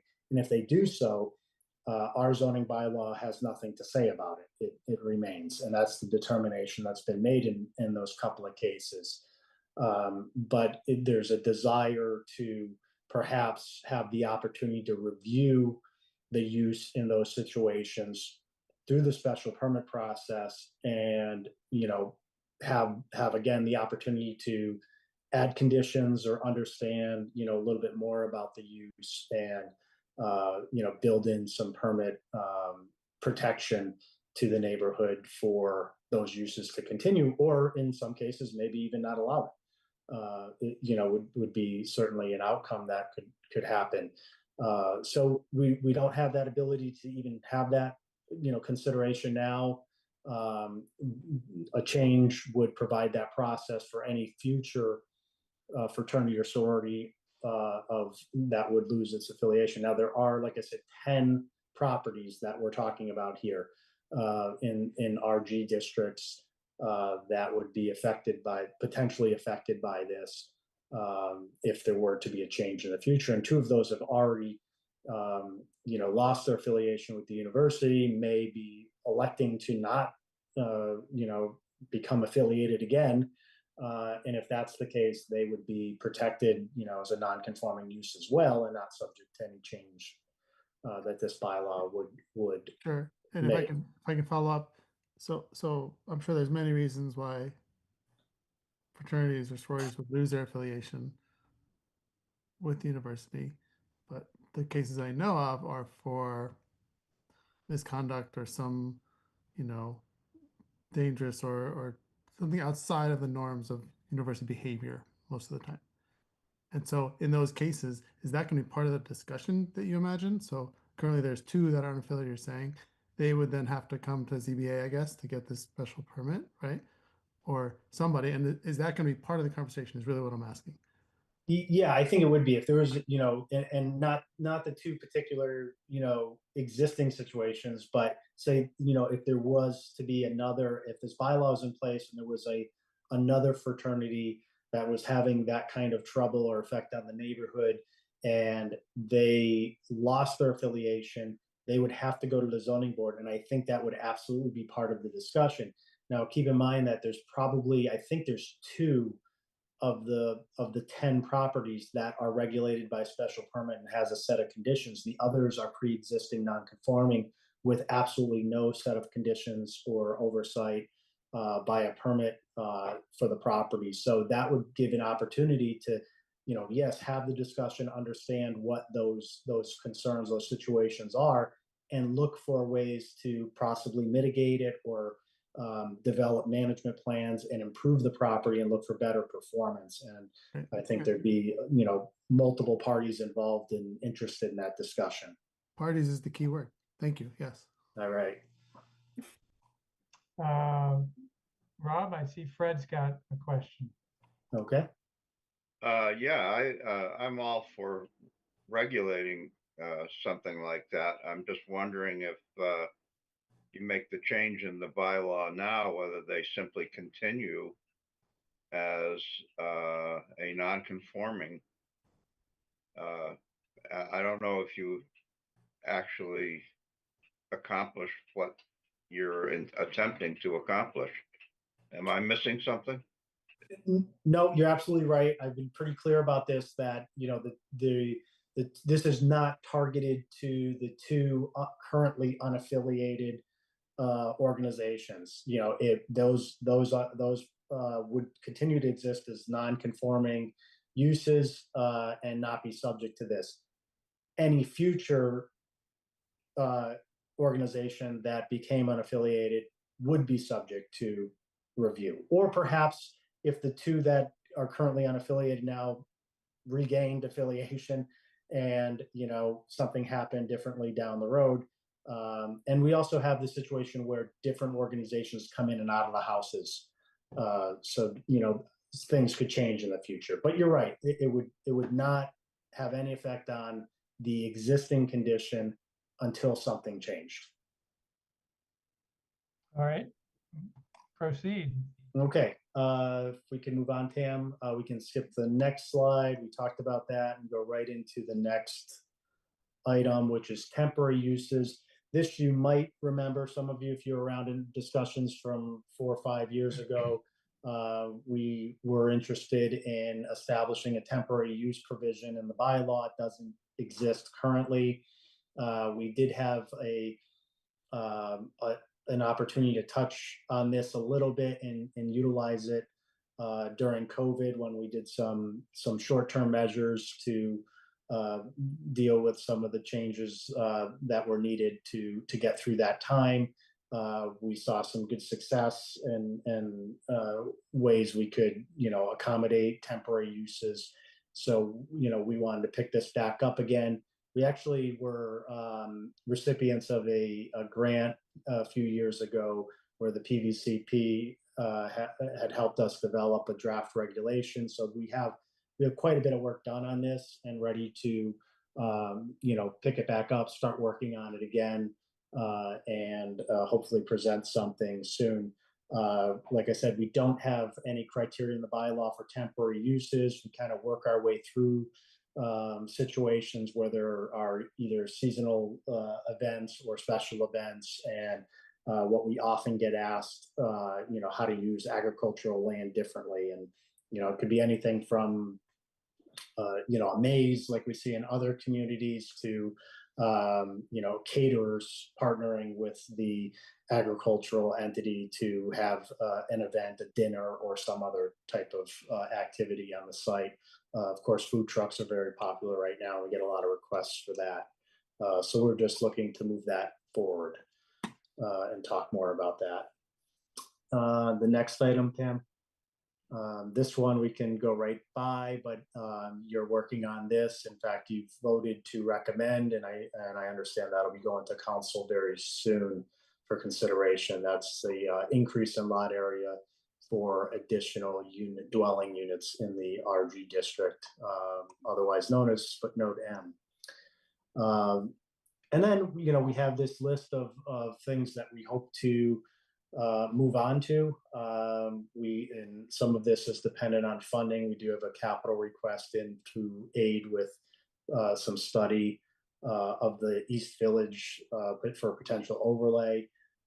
We expect the CRC will continue their work after the solar bylaw is complete for battery storage. I know all of you are working on some ideas for North Amherst. And then we expect with the downtown design standards to have some recommendations come out of that work that might result in some proposed zoning bylaw amendments. And I think you heard maybe a little bit earlier that there could be some changes to inclusionary zoning proposed by the Housing Trust that might come forward this year. So that's all. Oh. Bruce has his hand up. Okay. Yes, in reading, this actually is an item further later tonight, the housing production plan goals and strategies. One of the recommendations is we consider, I think, a 40R zone, and maybe that's upcoming later in not 25, but maybe 26. But it seems like something that we should be considering. So maybe that's something that's not quite on the 25 list, but perhaps banging around in the entry for 26. Yeah, thanks, Bruce. And I think that is definitely, from staff's perspective, a very viable option for East Village. So as we get into that, exploring that, that could be one of the solutions proposed. And there's some things that obviously are not on this list, and this list can certainly change. And as the housing production plan gets completed, and we are always looking at those parcels, those isolated parcels throughout town that, wouldn't it be great if there were other opportunities there? They really, fit well for some type of development, but the zoning just doesn't work with what would need to be done there. So we're identifying those, and we'll probably continue to talk about those later in 25 and into 26 as well. And those could be. Johanna has her hand up. Okay. Awesome. Thanks so much for this preview, Rob. Really appreciate it. Can you expand just a little bit more on the battery energy storage systems and what direction y'all are thinking about going there? We're not. I don't have any particular information on that. I know that it's been, a subject that's come up through the solar bylaw development. Whether or not to incorporate it, keep it separate. I expect that there'll be continued conversations once the solar bylaw is completed.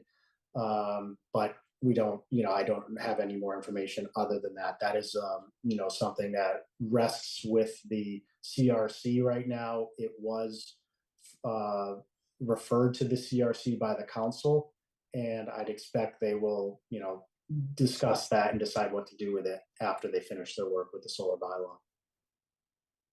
Okay. Fred. Rob, just this very quickly, in the solar bylaw, there's boilerplate language about compliance with the Massachusetts Electrical Code, and that is technically incorrect. It should be the National Electrical Safety Code. They got the wrong code identified, and I just want to make sure that that gets considered. I'm happy to discuss that with somebody. You may know I'm the secretary of the Massachusetts Code Committee, and I'm also the senior member on Code Panel 9, which is the high voltage panel in the National Electrical Code Committee. So I do know what is covered here, and they're pointing to the wrong code. Great. Thanks for pointing that out. And if I've got any follow-up questions on that, Fred, I'll get in touch with you, but I'll make sure, and I'm sure probably most likely Chris Brestrup is listening right now, but she is the primary staff working on that with the CRC, and we'll make sure that that is updated properly. Thanks. Okay. Anything else, Rob? That is all I have. All right. Well, thank you for coming. Okay. Thanks for the time, everyone. Thanks, Rob. All right. Time is 9:49. Let's see if we can finish up the rest of this. All right. Any other not reasonably anticipated new business topics? Oh, Johanna? Doug, I need to go. I gotta get kids to bed. It's too late. Okay. Sorry to leave early. Bye. All right. Pam and Nate, any not anticipated new business? No. All right. How about old business? I'm aware of. Not anticipated? No? All right. General housing discussion. Nate? Yeah, we have 3 things on the agenda. Really, 2 of them are, I mean, we can spend time talking about all of them, but in the packet, there's essentially a draft zoning amendment for accessory dwelling units. I'm going a little out of order here. And the idea would be to, vote on it and refer it to council and move it along. The state is now putting out determinations on their municipal law website in terms of how the Attorney General is reviewing town meeting actions from the fall and changes in bylaws. And so they're starting to, put out determinations about, ADU bylaws. And so I think what we have, what's in the packet, is a definition for a local ADU, the protected use ADU, and then requirements for both, and then some additional requirements for the local ADU. I feel pretty good that almost everything there is workable. I struck out one of the conditions the state just recently last week defined that a principal dwelling is, any structure with at least one dwelling unit. So, we had framed our bylaw as allowing accessory dwelling units to only single family homes, and they're saying that's wrong. And they've made the case in in response to two different zoning amendments, and they've written a pretty lengthy decision about that. And so we can't now we can't move forward and say that it's for single family homes, knowing they've made that determination. So I updated that for the pack. What's in the packet right now, I can share my screen, is a 3-page amendment that would essentially replace the current 5.011 for accessory dwelling units in the bylaw. So it's essentially remove and replace with this one. Everything we have in there for accessory dwelling units would now just be framed as a local ADU. I'm proposing that it can be up to 1,200 square feet, or 90% of the habitable space of the dwelling. Has to have owner occupancy. But the idea is that we would want something that's somewhat incentivized to have. If someone wanted to have a bigger ADU, or doesn't want to have a protected use ADU, go larger in size, they can. It's administratively approved. It has to follow the process outlined in the bylaw. So there is an application and basically a decision made by the building commissioner in consultation with staff. And then it has to be owner occupied with a covenant recorded at the registry. But the hope would be that, what we've already permitted, and maybe others would take this route. And then we have to allow the protected use ADUs, as the state says. So I attended a webinar yesterday, put on by the state again, about ADUs as a topic. And really, they just want to have it be permitted the way it's written. They don't really want many regulations. So there was a lot of questions about design guidelines and standards. And the answer, although not a legal opinion, but by UHLC, was no, don't do that, don't do that. And so, I feel like our bylaw, what's in there, has, a few definitions and a dozen or so requirements, is all pretty in line with the legislation regulations. And, and my thought would be, if we move this on to council, they pick it up, they refer it back, and in that time, if there's more determinations by the state, we can adjust it, but at least it gets the ball rolling. My idea for the timeline would be, if this gets to council, they pick it up in late May or early June. By the time it comes back through the planning board and CRC hearings and goes to a vote, it's going to be November. So, we can take action now. We could wait a few months, but then it's going to be like, February before we have a new ADU bylaw in the books. I feel like it's just, I think the housing subcommittee feels like it's, ready to move on, and we can, modify it as needed throughout the hearing process.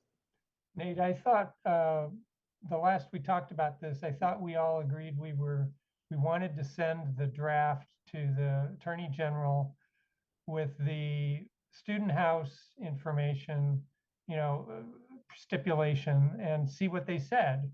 So what happened about that? Yeah, the housing subcommittee discussed it. The AG's office, I've asked them I've asked them a few times, and they haven't responded. I feel like they're very busy.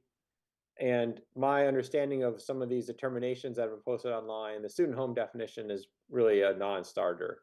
And so I think if they come back and say, yeah, you could do this, I think staff might say, well, it's something that wouldn't really be enforced, and is it worth having in the bylaw if it's something that we're not going to go in and so in the packet, when I looked at those 3 pages, that text was red. Right. And so I didn't know how to interpret that. What do you mean by including it if it's not proposed to be included? So those two, they're right. What's in red are things that I would recommend not including. So it's in there now, and I would recommend not including it if we referred it to council. Were you hoping we'd do this tonight? Yeah, or the next meeting. I think it's, Well, why don't we put it on the agenda for the next meeting? This seems kind of hasty to me to pass it tonight. And I'm sure Jesse has some opinion about whether we include it or don't. Jesse, you've got your hand up. Yeah, thanks. Just to give you you're the only one who wasn't at our subcommittee, Doug. So I wanted to give you a little bit of the backstory.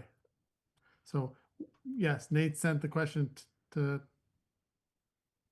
the AG's office about a couple the student home and a couple other things. And what came up in our conversation was our current bylaw on for unrelated and whether that applies to ADUs or not. Because in the protected use ADU that came from the state, there's no language like that in there.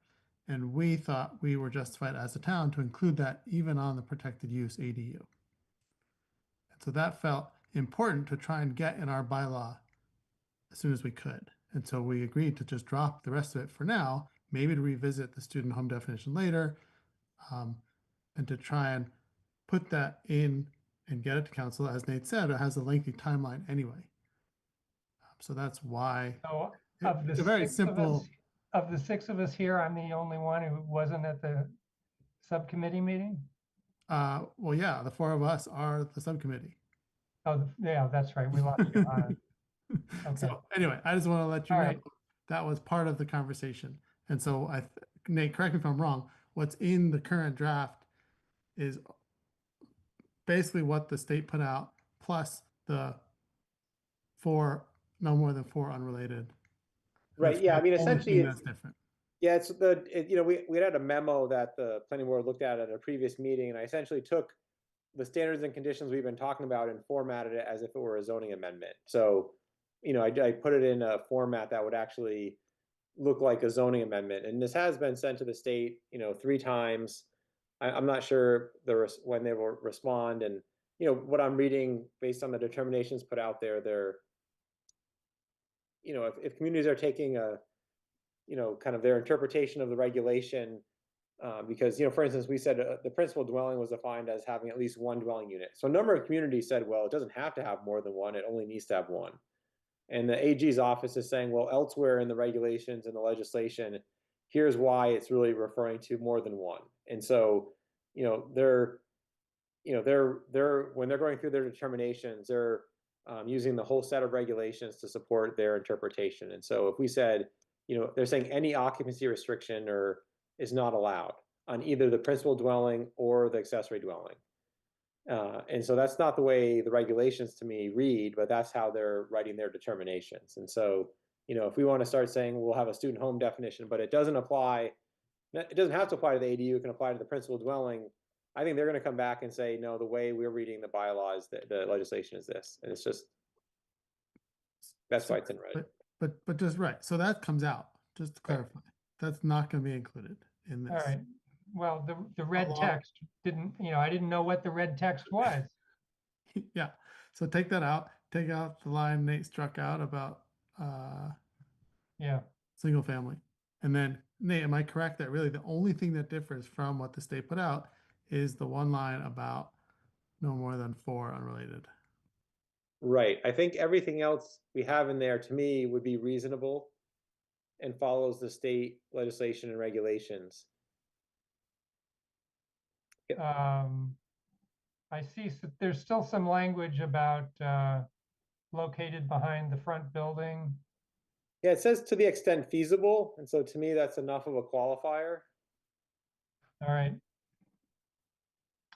All right. Well, I mean, we can wait. I mean, that's fine. I mean, if the zoning subcommittees, I mean, do you guys want to vote this tonight?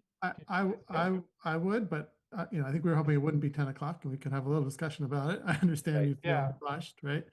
I would totally respect you, Doug, if you want to wait. I mean, how much in it? I don't know how much I'm going to contribute in 2 weeks if, this is where it's at. Well, if you look, I mean, I think the local ADU is a really interesting idea, so we're allowing up to 1,200 square feet with a few conditions. Do we allow smaller? Do we allow bigger? Some of it would be, to try to incentivize its use. We don't have to have a local ADU at all. It's something that, has been discussed. And so I think that's, it's a discussion point. And so, all right. So why don't we just put this on the agenda for 2 weeks and then we'll plow through it then. Pam, do we have a full agenda already for 2 weeks from now? We have room. I believe that we have room. Okay. I'm just All going right. to take a quick look. On paper. Oh, I think that we can for sure. Okay, good. All right, Nate, do you want to talk about any of the other two things? Yeah, I think the housing production goals and strategies, you've had the document for a bit. And so I would ask, if not tonight, but by the end of the week, send me comments. And so Bruce already has, they can be, simple comments. They could be, written on the document. I will say that the consultants then plan to come to the planning board at the next meeting and present the whole plan, or maybe in June. And so, they're working their way through. The planning board has to vote to essentially adopt or accept the plan. And so we just wanted to keep the board, up to date with where it was. So you looked at the housing needs assessment, you looked at the goals and strategies, and so you'll have a time to comment on again. I just want to make sure that, board members have reviewed it, and, if there's, I've gone through it. I have some comments, other staff has comments. So if you have ideas or comments, you can send them to me. Okay. All right, and we're not going to talk about the overlay tonight? No, although the housing subcommittee, did meet and met and talked about it. We'll be meeting again to talk about it, and, we'll have some ideas and maybe some graphics to help show that for the next meeting. All right. Okay, moving on. Time is 10:03. Form A and R subdivision applications. Anything, Pam? No, not tonight, but I believe it's possible that we might have one at the next meeting or the meeting after that. Okay. How about ZBA applications? I don't have anything to report. Nate, do you? Not really. Yeah. Okay. SBP, SBR, SUB applications. There's that Munson Library project. Oh, yeah. A doozy. And that's it? Yeah, I think there's one other one, and I'm blanking on what it might be, but it would just be a site plan review application. Okay. Bruce? Why are you guys laughing about the Munson Library? Is there a joke that I don't know about? No. It's just that as staff, we try to get it in front of the planning board sooner. We missed the legal ad deadline by 3 minutes. And so now it's coming on June 4th. And no, we have a grant to do this, is to take the south entrance and put a ramp on it and then a walkway to make it fully accessible with the door openers and everything. It's actually a really good project. It needs site plan review. That's all. It's just, Okay, that's enough. Okay. Board, committee and liaison reports. Bruce, anything for PVPC? No, nothing. Jesse, anything we haven't talked about already with housing subcommittee? Nope, we've covered it. Karen, anything for design review board? No? All right, I have no report. Sorry. Oh, Karen, Sorry. go ahead. Oh. Your hand is up? Okay. I don't really have a report of chair. Jesse, yeah. Sorry, Doug. We are meeting next week at this time in case you want to join us. The main topic overlay. Just want to let you know that. Okay, thank you. No report of chair from me. Nate, anything from staff? No, I always mention the, housing production plan is trying to wrap up. The open space and rec plan will be coming back to the planning board probably over the summer. Dodson is trying to get out a draft downtown design guidelines.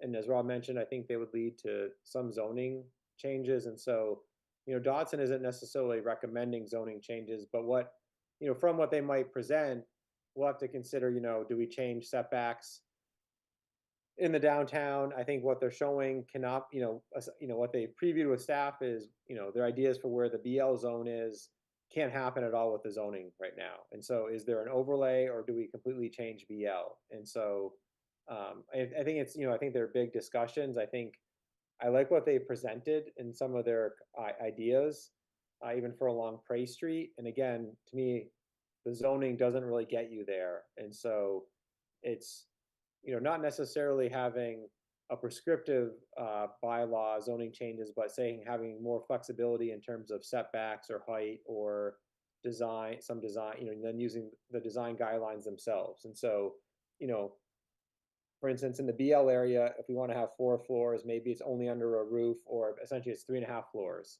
If we want to have articulation in the facade, we need to have varying front setbacks. And so right now, I feel like when someone comes in the BG, we can have a 0 setback, and there's really no case to say, well, no, you should actually have a 15-foot setback. But I'm hoping through these design guidelines, we'd say, well, here's what we'd want for a sidewalk width, curb to facade, or whatever, and it helps the board review projects to have consistency, say, in terms of public realm and design standards and things. So, but like I said, I think what they might show in their guidelines might not be achievable at all with the zoning. And so then the question is, how do we make that, if we like it, how do we make it happen?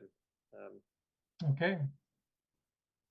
All right, I think that's it. Time is 10:07. Anybody have anything else? It is earlier than town council gets out sometimes, so we're doing pretty good. Look on the bright side, right? Yeah, but they're paid more than we are. They start later than we do. Bessie, you did say to Doug that we were meeting this time next week. That's not 10 o'clock, right? The meeting starts at 9. It's All 7. right. Okay. All right, it's now 10:08, so Yeah. I think we're Right. adjourned. We are adjourned. Thank you all. Goodbye. Bye. Good night. Everyone. Bye. Bye. End the meeting. And the Good webinar. night. Okay, good night, everybody. See you soon.